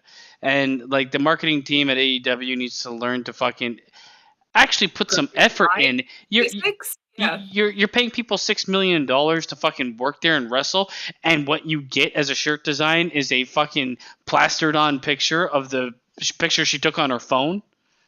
Garbage. Right? Trash. Stupid. It makes no sense. It's laughable. The fucking picture that fucking Connor showed, like, like, honestly, their shirt designs is something I would never wear in public. This is something I would never wear in public, because as soon as somebody asks me what's that, oh, it's a woman wrestler that I watch in AEW, I already feel bad saying that. Because you know what? You have to explain what the fuck it is. And why she's got a black eye. Because she got punched in the eye, because she got beat up. It was supposed to be some sort of joke. You have to explain it, and people will sit there like, I don't give a fuck. No shit, I don't either. No. That's why I don't wear the shirt. Terrible design. And like, I mean, in all honesty, if people will go on and go on, it's like, oh, if WWE did, WWE would never do this. The design would at least have nuance to it. It would show, like, it could show like a woman bleeding or with black eye, but it like, the actual image would be like more. She would look like in a powerful setting of like yelling or doing something, or like you'd get, and then there would be like terminology. Like, if I'm gonna compare it to Becky Lynch. If you took Becky Lynch's yelling with the fucking bloody nose and you had the man under it, nobody would fucking bat an eye at that, I don't think, in public, if it was like a black and white design. Right. This is just looks like a mugshot of someone that got fucking beat up, and people are gonna automatically assume domestic abuse because it's a woman with a black eye. And unless it's that one guy from NXT that fucking called racism on WWE because of the fucking t-shirt. Are we talking about Lisa Rush? Yeah, you're talking about Jesus Smile, that guy, whatever his fucking name was. God. Yeah, this is just like it was a small article for us, but like, a fucking Christ, man, it exploded on Twitter, and now people are doing like stand-in pictures of like, should I wear this in public? Oh, this is the next AEW shirt, and it shows. Just ridiculous. I mean, this is stupid. I will say this: she is not wrong for defending it. However, you're dumb for defending it because it makes no sense without any fucking context. Again, without any fucking context, What the fuck am I wearing this for? And it's so lazy, honestly. It is. So unbelievably lazy. And they're probably, this fucking shirt is probably like $50. I can understand her defending it, but I would go to Tony. I'm like, this is stupid. It's a picture of just me. Put something fucking on there with context. Even if she sits there and just types on the front, "You got me," and then on the back, "Now I'm gonna get you." Or even if you did like the half face where her hair cuts off the other half of her face and have the other half of her face have an expression of like revenge or something different than just that, because it does not work, man. Nope. Aye.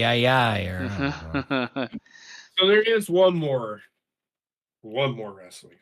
Oh god. Okay. Mercedes Moné. My favorite wrestler of all time. What now? So they just did a pay-per-view this last weekend. And she lost after one title defense. Her world championship. What do you think that means? I know I thought we touched on this, but she sucks. I mean, Jim Cornette, I'm going to say this right now. Not a lot of people like Jim Cornette, but Jim Cornette has praised her for her wrestling ability. He said that she's one of the best workers, one of the best women workers in the business. He even said, I don't know what the fuck this is, and I don't give a fuck.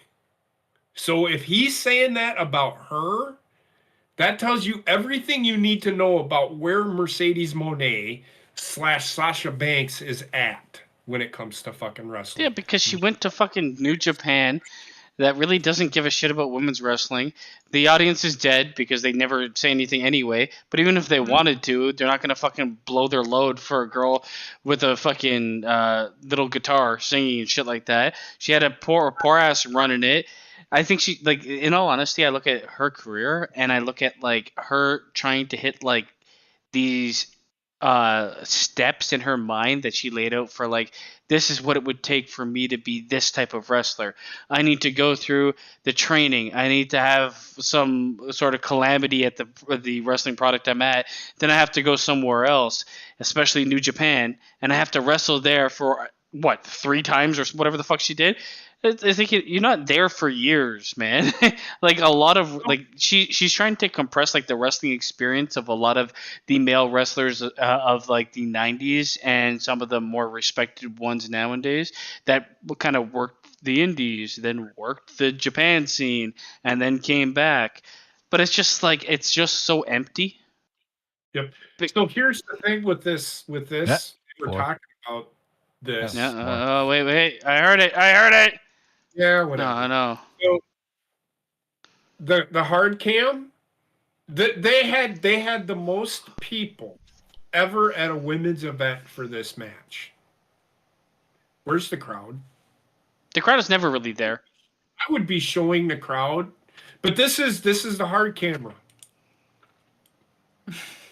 Here's the thing. I love it. I mean, I said it. He did say it again. I will continue to say it. I never gave a fucking shit about fucking Sasha Banks / The thing is, I think she's a decent wrestler in ring. It's just the fact that she's always injured, and the fact that she hasn't grown past just being that like. No. It's gas bubble. She hasn't grown since being that boss character, which worked, but everything else I've seen from her hasn't. And you can blame the fucking WWE all you want, but this has nothing to do with WWE, and this character is cringy as fuck. She's cringe to me. With her like crying after every match and fucking like nothing means anything after like a big match. Every match she fucking like cries and hugs the other opponent. It's like, okay, I guess your character doesn't exist. Yeah, exactly. Right. I mean, plus looking at her entrance here, this shit doesn't work in Japan. You had PETA the Rabbit that was fucking extremely scantily clad and always came out with those guys over there. That's what works over there, and she didn't even move like that. She just walked. It's either that or anime. Yeah. Shit. It just looked like a 7-year-old girl with massive breasts for some reason. Sailor Moon shit. Yeah, hentai.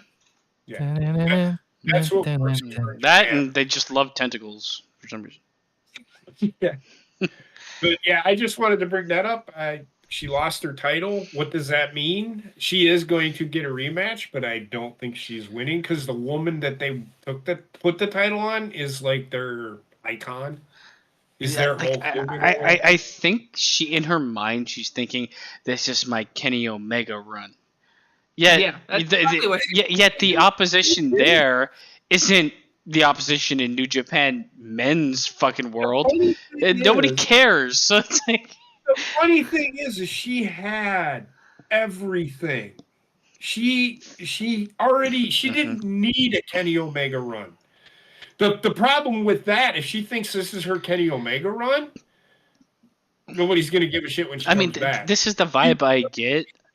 Now nobody cares. This is the vibe I get. I could see her like the next place she's gonna obviously show up is gonna be like AEW or one of those Ring of Honor because isn't fucking what's her face there now?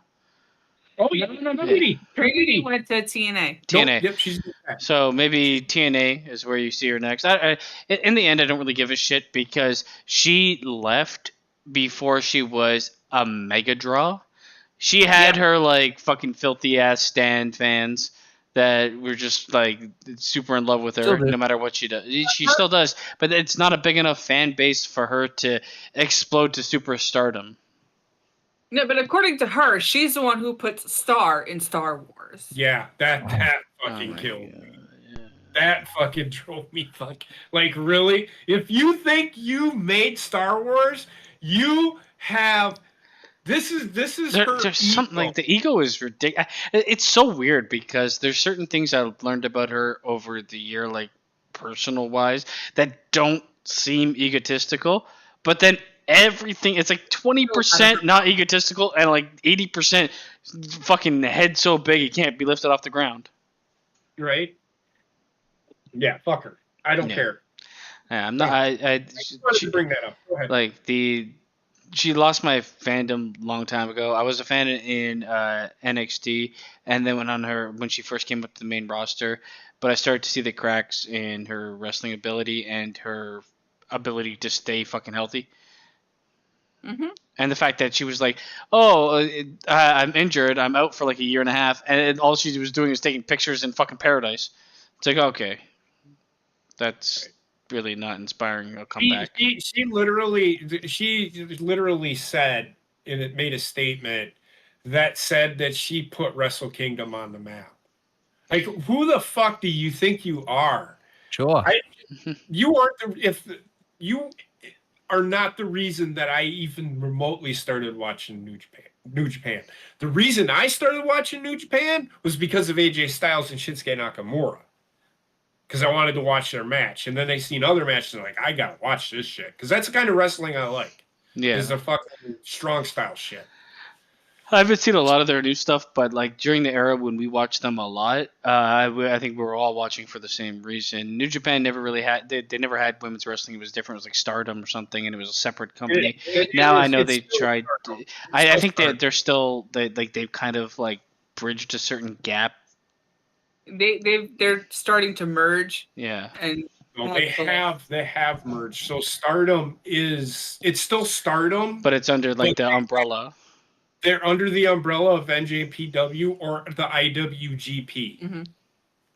That's what they're under the umbrella of. Yeah, it's I mean, Bushi Road, which is a company that owns both. I mean, I'm not gonna fault. I don't think it's the right move to like walk out on the company like she did with fucking. Why can't I remember her name? Fucking. Yeah, no, not her. Fucking Feel the Glow. Trinity, Naomi. Trinity Fatu, yeah. I didn't think it was a good idea. I don't like the idea of walking out on the company this day and age when there's so much has been given to them. But I get like frustration of being like held back for somebody else. The thing that I fucking disliked is the fact that is rampant in WWE and happening with wrestlers that are much better than Sasha Banks. Like, Oh, if Sasha Banks is like feeling she's being treated so poorly and looked over, what the fuck? Seth Rollins is literally the best wrestler on that fucking roster. Right. So Trinity, I watched Trinity or / Naomi's entrance, and I will say, oh my god, it sucks. Like, what the fuck is the music? She forgot how to do an entrance that's not WWE style. She can't. It's essentially the same thing, but it's definitely nothing like it. The music, it makes It's no house sense. music. It's house music. It's terrible. Naomi was never like, for me. I never really cared. She was passable. She was passable in the ring, but it was like all of her moves were just like, how can I incorporate my ass in this? Pretty decent acquire by Impact, but you know, roster, yeah. Don't judge me. Everybody got a little sleep. So am I. So are we all. Fuck, man. I slept for like 3 hours last night. Fine. I worked 10 hours today. Fuck. Jesus Christ. All right, let's we got two more things I think left on the docket. One of them is the Twisted Metal show. I believe it's a mini series. So before you get into this, I'm probably going to ask a lot of questions. I've never played the game. I've never seen the game. It's a game that they're gonna need to elaborate on pretty heavily because I grew up on this. I did too, and to be honest with you, most of the games were I think the kind of vibe they're going for. Like a bit more comedic, a bit more fun, but they're like that wasn't really like those were just like the first car combat games you could play, and they were done in a way that people really liked them. The selling point, though, for me was when they started to get into the character details in Twisted Metal Black, and I don't think this is going to happen at all in this show. I think. No. So JP, to answer your question about what the game is that they're based off of this, the Twisted Metal series came out in like a PlayStation when it first came out, and man, I grew up with this in my childhood. I fucking played all of them. The concept was that you had these unique characters that had unique type of vehicles. It was basically not a racing game, but a car demolition derby where you like picked up weapons and try to blow up each other's cars in like a battle arena, like kind of like the fighting mode in Mario Kart. Mm-hmm. See, here's the thing. I don't play these kinds of games. I just never got into them. Yep. To me, it's a very difficult game to adapt to the screen unless you're going to take liberties and you're going to flesh out things like that the game gives you a very like surface level understanding of. Yeah. So I will say that I did watch the Halo series, and you quit watching it. I did. I gave up on it. It did not. It had its moments, but it did not. It was nothing like the game. Well, I oh my god, he's right. Fucking Samoa Joe is Sweet Tooth. And here's the break. I'm gonna break the fucking world for you, Connor. Because wait, are you serious? Yeah, Samoa Joe is Sweet Tooth physically. Will Arnett is Sweet Tooth vocally. Oh God. Yeah, I see this now. Hold on. Here's the biggest problem. He is listed to be in one episode, and he is on the fucking main artwork for the show. So JP, just to kind of put it in bigger context here, the concept of the game is that obviously you go through a tournament, but you play as one character, and you learn a little bit about their diatribes in the earlier games. But the idea was all these different cars and combatants had like a special personality and a backstory behind them of why they were competing. They were competing in this tournament because the person who was running it was named Calypso, and Calypso would grant the winner of the Twisted Metal tournament any one wish that the winner desired. Sweet Tooth was kind of the big icon because he was the most prominent, like serial killer clown kind of like vibe character, and kind of essentially, basically, and kind of took over as the mascot. And he had some interesting developments, but when they did 4 games on PlayStation, and then PS2 came out, they came out with Twisted Metal Black, which really was super fucking dark, hence fucking name. And they really dove deep into like some twisted shit. And I remember, no joke, I was a teenager when the game came out, and I have no shame in saying that I could not sleep alone. I had to sleep with like a fucking nightlight or something like that because some of the game cutscenes of that were fucking terrifying. It was creepy. It didn't creep me out to that extent, but I did play that game enough to get everybody's fucking finishing storyline. So I played that game like 14 times to beat it. And all the storylines were really interesting. I think that would have been a very strong jumping off point because and I would have honestly said make this a mini series, be done with it in like 8 episodes and never touch it again.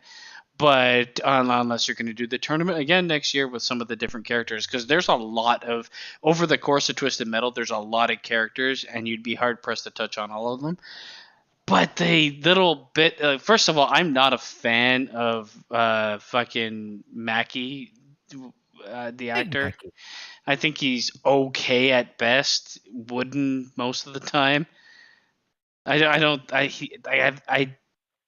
Everything he's been in, he's been one of the worst things in it for me, acting wise. I just don't like him as an actor.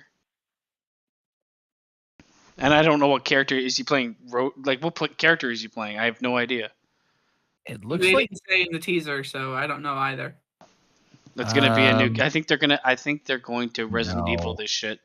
That's you. That the red car is usually Crimson Fury. I think they're going to Resident Evil this shit. They probably will. Where it's like there's slight references to the game, but they can't the game is 95% car combat. They're gonna have certain times where there is, but let's be realistic. Do you want to see 95% car combat?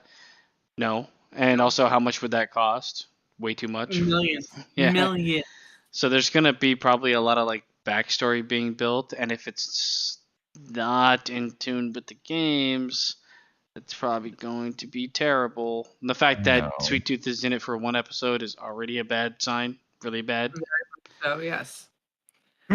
But Basement and I have agreed to give it a try, and I will be screen sharing it with him since Canada, it does not have Peacock. I'm going to watch it too. Anthony Mackie is listed as John Doe, which is interesting. I'm pretty sure one of the cars. No, one of the cars was John Doe. Yeah. Yeah. Interesting. I know that I remember like Spectre, Warthog, Axle. I'd be surprised if they have Axle. Fucking man with 2 wheels attached to him.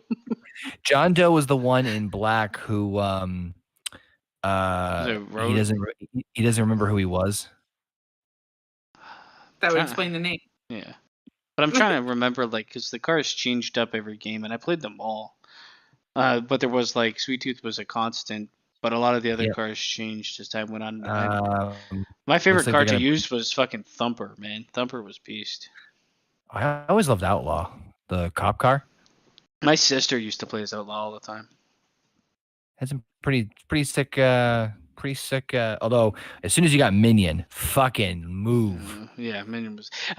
The game was a lot of fun. It's like I said, it's a very difficult thing to translate, and I have a feeling unless you're going to really go in and try your best to use the lore of the game, and make it work, you're probably going to end up with a dud. I just realized I have a PS2. I'm pretty bad. Yep. I have a working PS2, so if I can get a copy of Twisted Metal 1. My favorite was Twisted Metal World Tour, which is number 2, and then Twisted Metal Black. Just in terms of how often I played them, breaking down the Eiffel Tower and fucking driving over the roofs and stuff like that. I remember Twisted Metal 1, when you would knock somebody off of the rooftop, it would take fucking 10 minutes for them to die. Do you remember that? You just nudge them off, you just watch them do the Wild E. Coyote cam, and then you just hear the car explode here. Oh! Carlos says John Doe was an FBI agent and lost his memory. Yes, so I was right. So he was. I remember that's the other part of it too. Is I love the twist of no pun intended. I love the twists of the stories for Black. Black was just Black was Damn. Black was so good. overall it was definitely the best game. Though the game I had the most fun playing was number 2. I think the other part of it too is that the part that creeped me out the most was as a kid, and I have no fucking shame in saying this, but obviously not every ending of every character ended the same. Some of them were tortured, some of them were killed, but some lived, and they would just have that eerie presence of like their car driving off, and then the just music cutting like they're still out there. It's like Twisted Metal kind of merged itself with the BDSM guys from fucking Mad Max in a way. Yeah, especially Axel. Jeez. Well, it definitely took a lot of inspiration from Mad Max, just in the vehicle builds and stuff like that. But you know what? I'll give it a chance because why not? Same. I just have a very very sneaking suspicion it's going to be complete ass.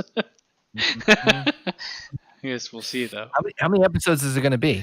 It's only 30-minute episodes, and I don't know if I think it's 12 episodes. They count. Let me see. 10. 10. Okay. 30. I think they're mostly 30 minutes. Oh God! I just found out the fucking. Okay, it says here the story about a motor-mouthed outsider who takes on a dangerous mission to deliver a package across the post-apocalyptic wasteland. So I actually saw somebody. Oh, I didn't see somebody, but I read like one of the reviews of somebody that had seen like a pre-screen to it, and they're like, it doesn't do the tournament, which is already a huge problem. It was a big problem for Mortal Kombat for me. They technically did the tournament, but they didn't actually announce it. So if they don't have the tournament going, and I think there might not be like a Calypso in it, it sounds like it's going to be shit, is what I'm going to say. Peacock. So I think the next Mortal Kombat movie on that will probably be the actual tournament. Yeah, I agree with that.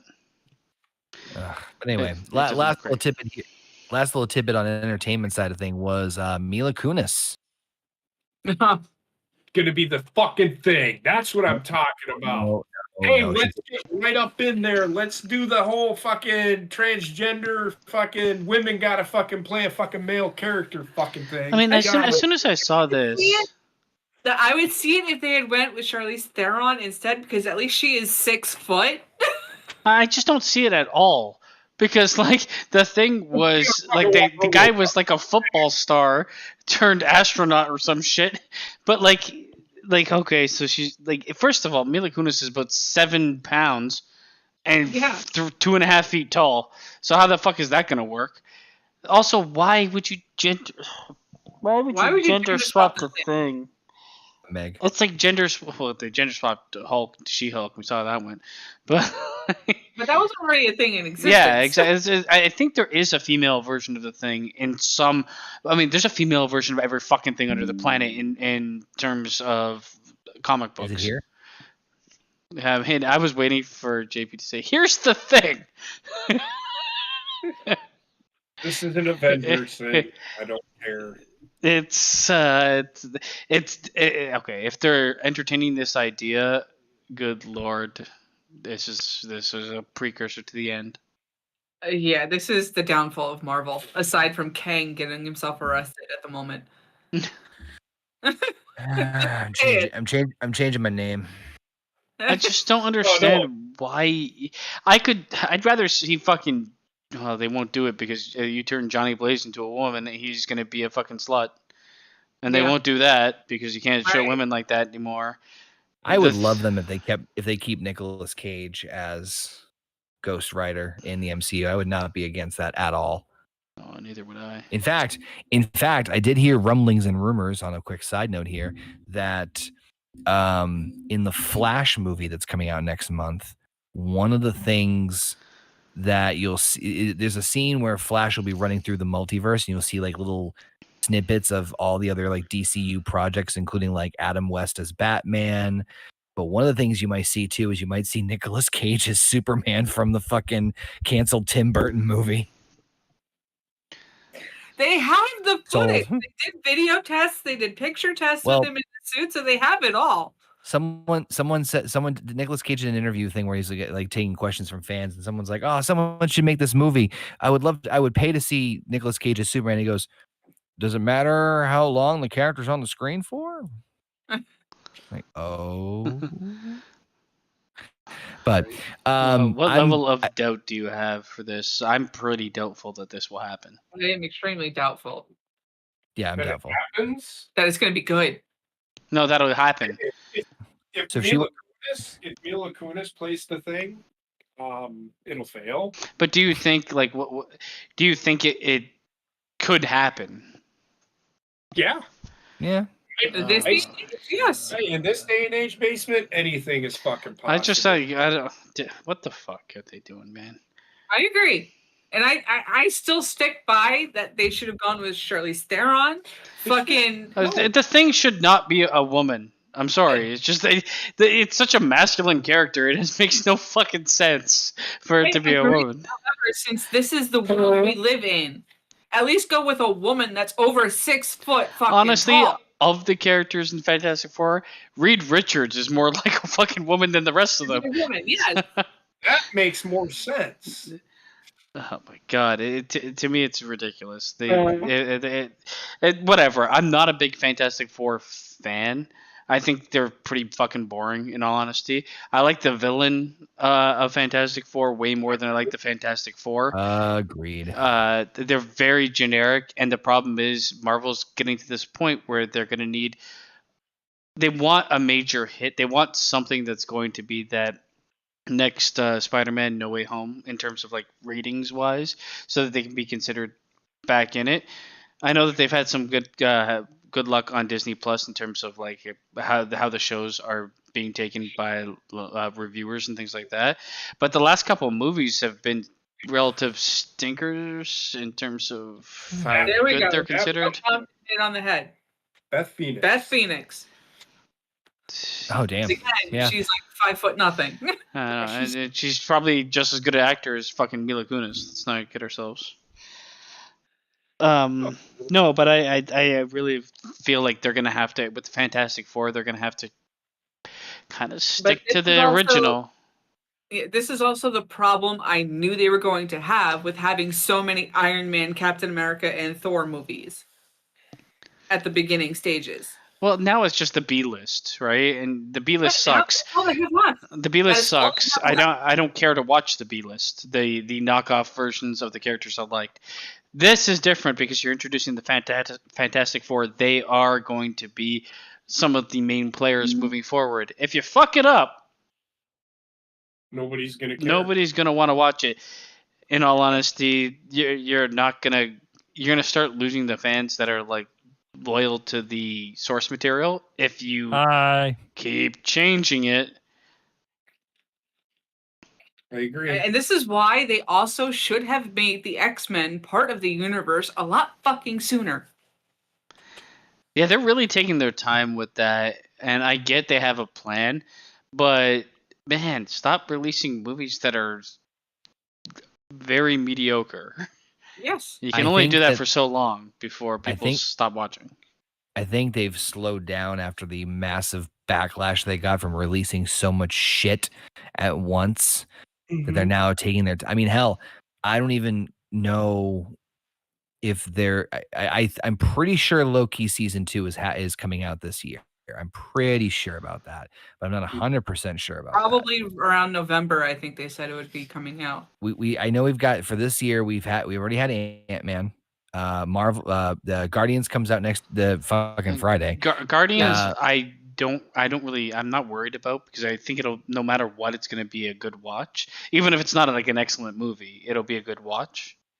Yeah, I've heard some of the I seen the trailer for it, and I'm not gonna lie to you.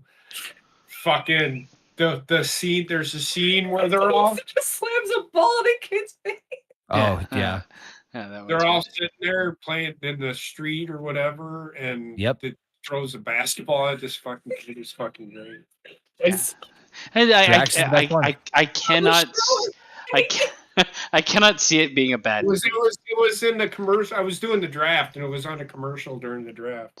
It does have the potential to be that big hit that they're looking for, but again, it's also the closing of a story, so it's not furthering the Marvel universe as much as something like the Fantastic Four would, because that's like the new introduction, the next step forward, and you're gonna have to, like, in my mind, they have to nail the fucking casting for the Fantastic Four just like they nailed the original casting for the original Avengers.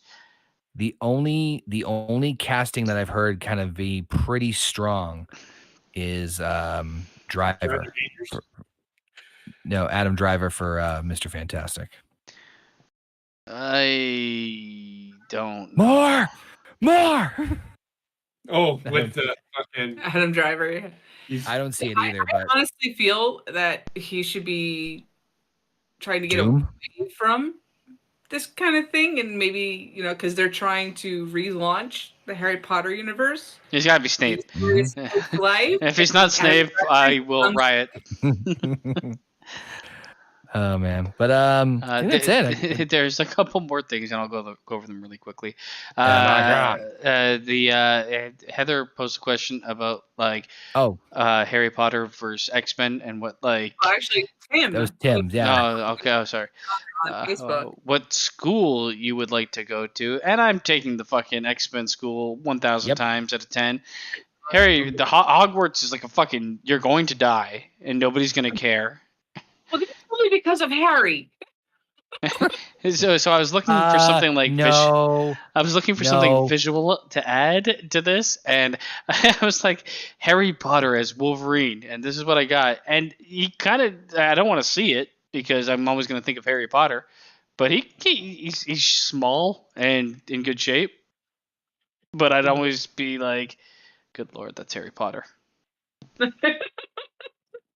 Dun, dun, dun, dun, dun, dun, dun. I'm going to potions class now, Jane. I'm going to potions class now, bub.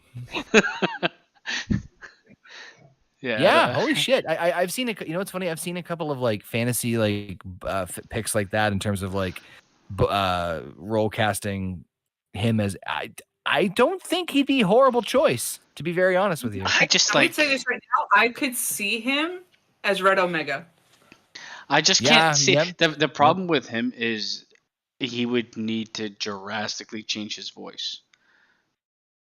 And everything I've seen him in his like voice and delivery is like super British. So it just doesn't work.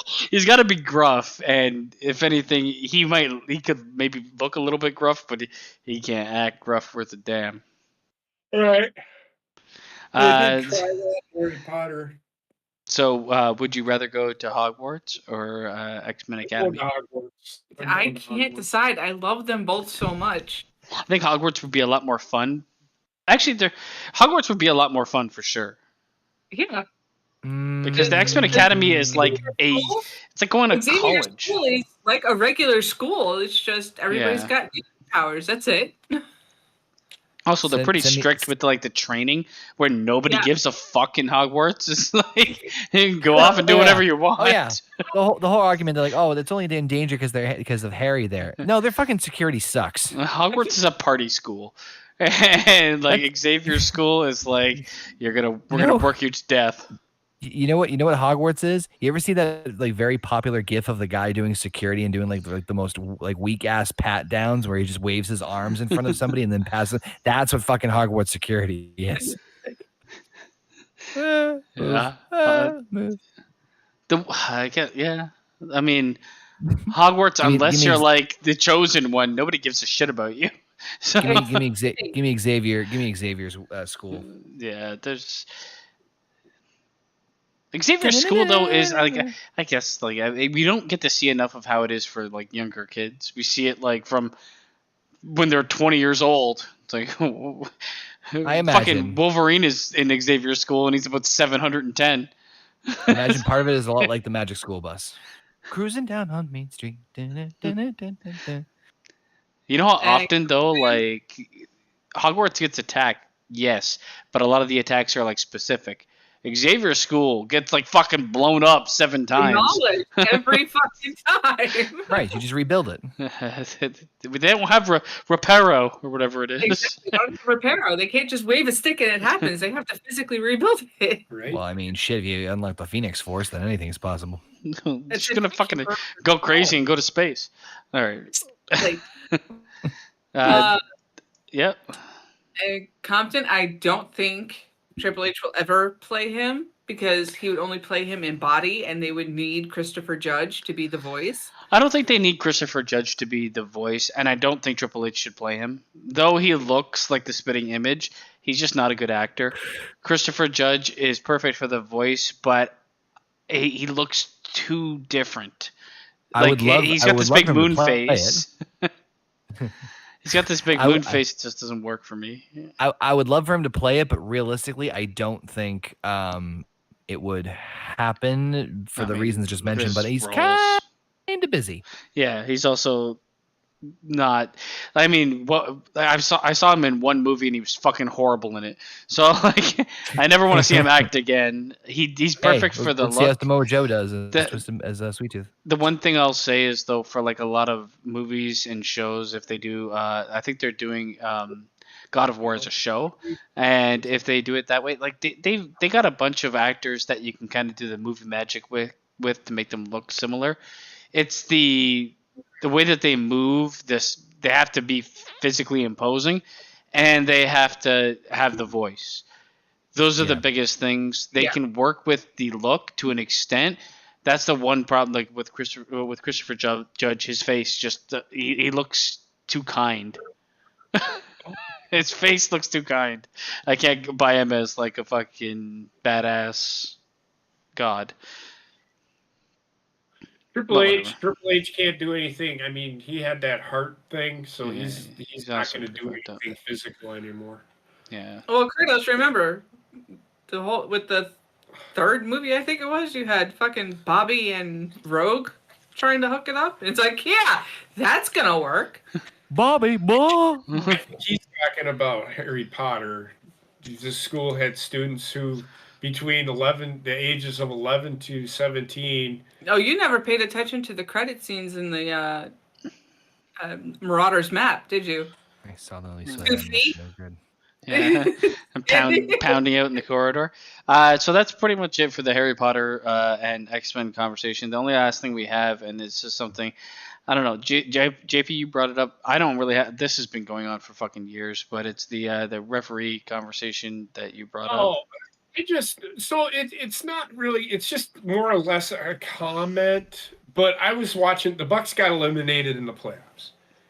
And I was watching this game, and I'm not a huge basketball fan, but I know what a foul is, and I can tell you right now that was a poorly reffed game, and it was like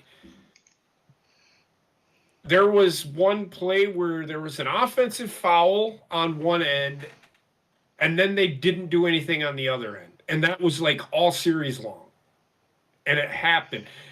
You are going to ruin sports if you are going to continue to have referees. It just seems like these referees and umpires have to be included in the decision of what happens in the game. They shouldn't be. The only time they should be if something needs to happen. But they're like, this is a big moment. We need to do something. It seems like that happens more often than not in sports, and it sucks. I think the thing that hurt the Bucks the most. Somebody like me have a fucking heart attack watching a fucking sport I love because referees don't know what the fuck they're doing, or they feel like they need to be the center of fucking attention.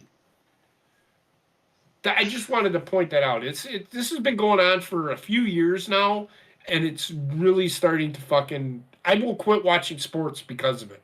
I am almost. To that. That's kind of where I got to, because I mean, Giannis not playing really hurt the Bucks, and he's kind of been off and on all season, so that's been a problem with them. But like the fact of the matter is, there's games that you'll see and they'll end and they'll tally up like fouls versus fouls on each side, and it's ridiculous. It's like 25 fouls on this team, 7 on this team. And you're not calling, there's no way, because you watch the game, and when one team gets physical, the other team gets physical too. That's just like the way sports work. So if you're going to call it so lopsided, it gets ridiculous. I've seen it in basketball more than I've seen it any other sport, and that's probably just because I understand basketball more than other sports. But even like in the past, they were called out on it, and it became a problem, and the referee was fucking fired and tried for it. So like if it's happened in the past, it's probably happening now. You got to keep in mind the referees.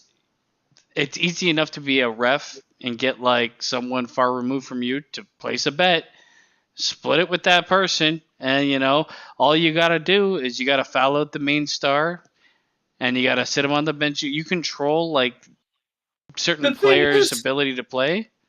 The thing is, the Bucks did that to one of the players in the last game that they played, and they still fucking lost. They still fucking lost.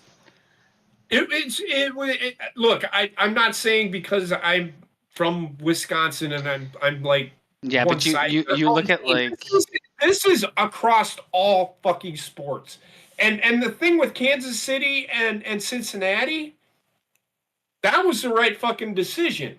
Sorry, it was. It was like the decision with the Green Bay Packers and the Tampa Bay Buccaneers fucking 3 years ago. When they lost in the NFC Championship game to the Tampa Bay. They did not throw a flag all fucking day. But in the last fucking drive of the fucking game, they decided to throw a flag on a penalty that was not called all game long. You can't fucking do that. You can't. If you're going to throw the flag all the time, throw the flag all the time. If you're not going to throw the flag at all, don't throw the flag at all. That drives me fucking nuts. Be consistent. There's no fucking consistency. It's referee referee bias as well is a thing that has been talked about a lot in the NBA, in terms of like certain referees not calling the game fair depending on who's playing. I get like there's a multitude of athletes that just fucking cry and bitch about everything, and a lot of the times like, well, if you're gonna cry and bitch constantly, I'm going to be like, fuck you. That's just human interaction. Yeah. But the referee needs to be separated from that, unfortunately. And the 10,000 decisions is a fucking joke. Because they don't have to make 10,000 decisions.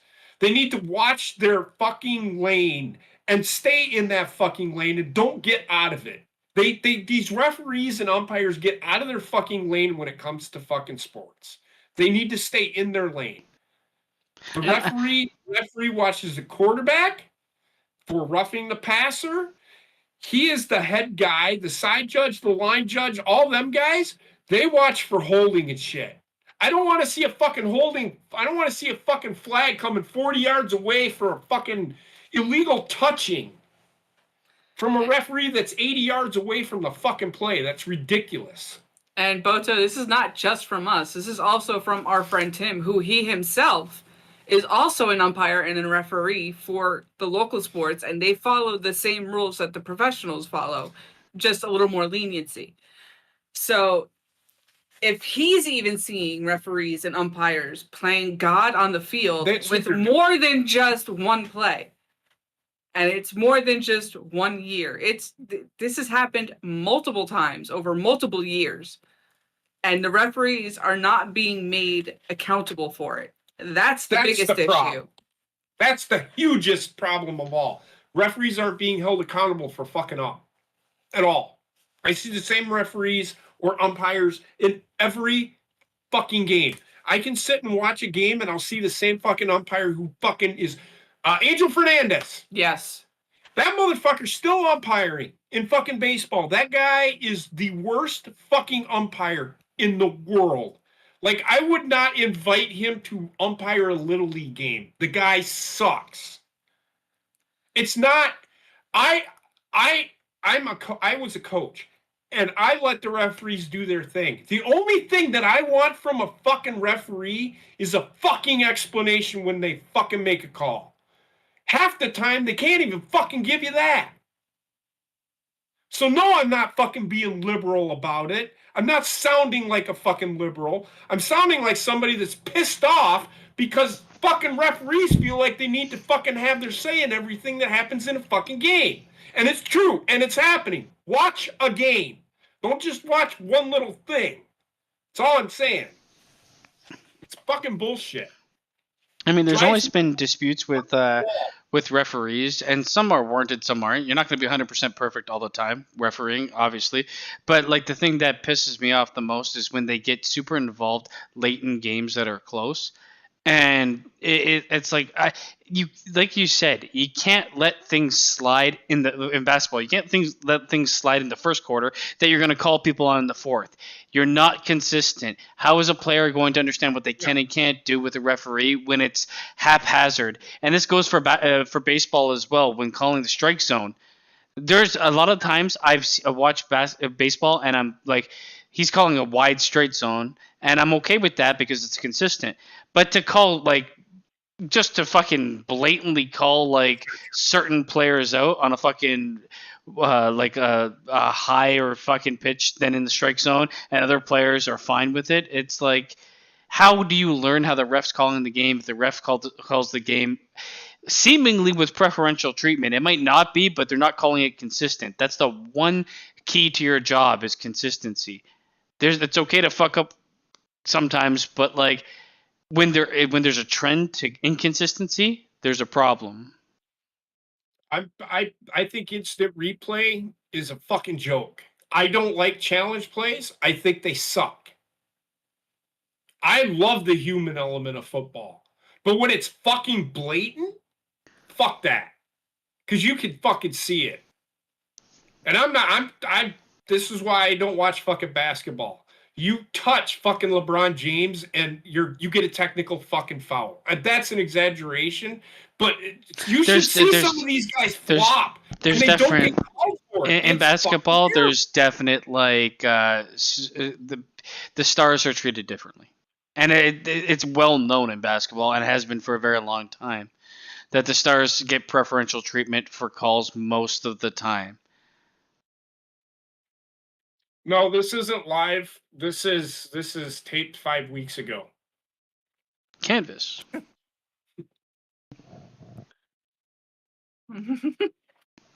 But I don't have much to add on this one. I mean, it's always been a point of contention in the sports world with referees, and I do think that the majority of referees do a good job.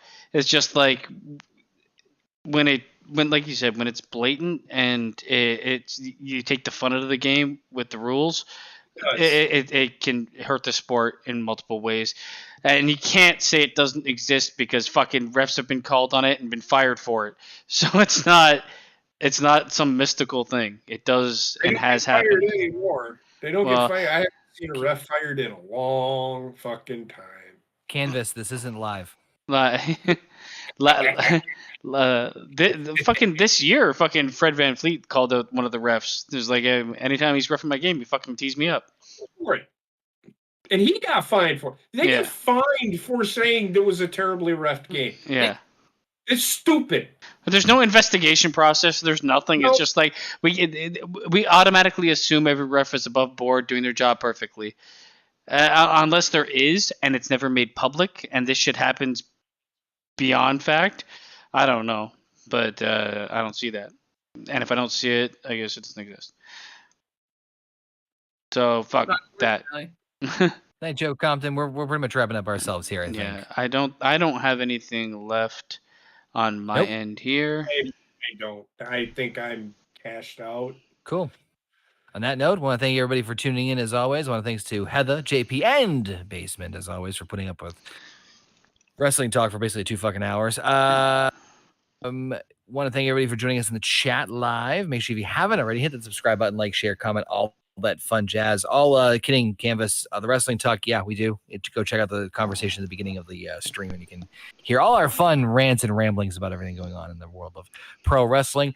Tomorrow, we are continuing with the Blah round table. We are dangerously close to the end. We are getting so close to the end. Left. Yep, only 2. So we're going to do part 1. These are my 2 favorite shows. Oh, yeah?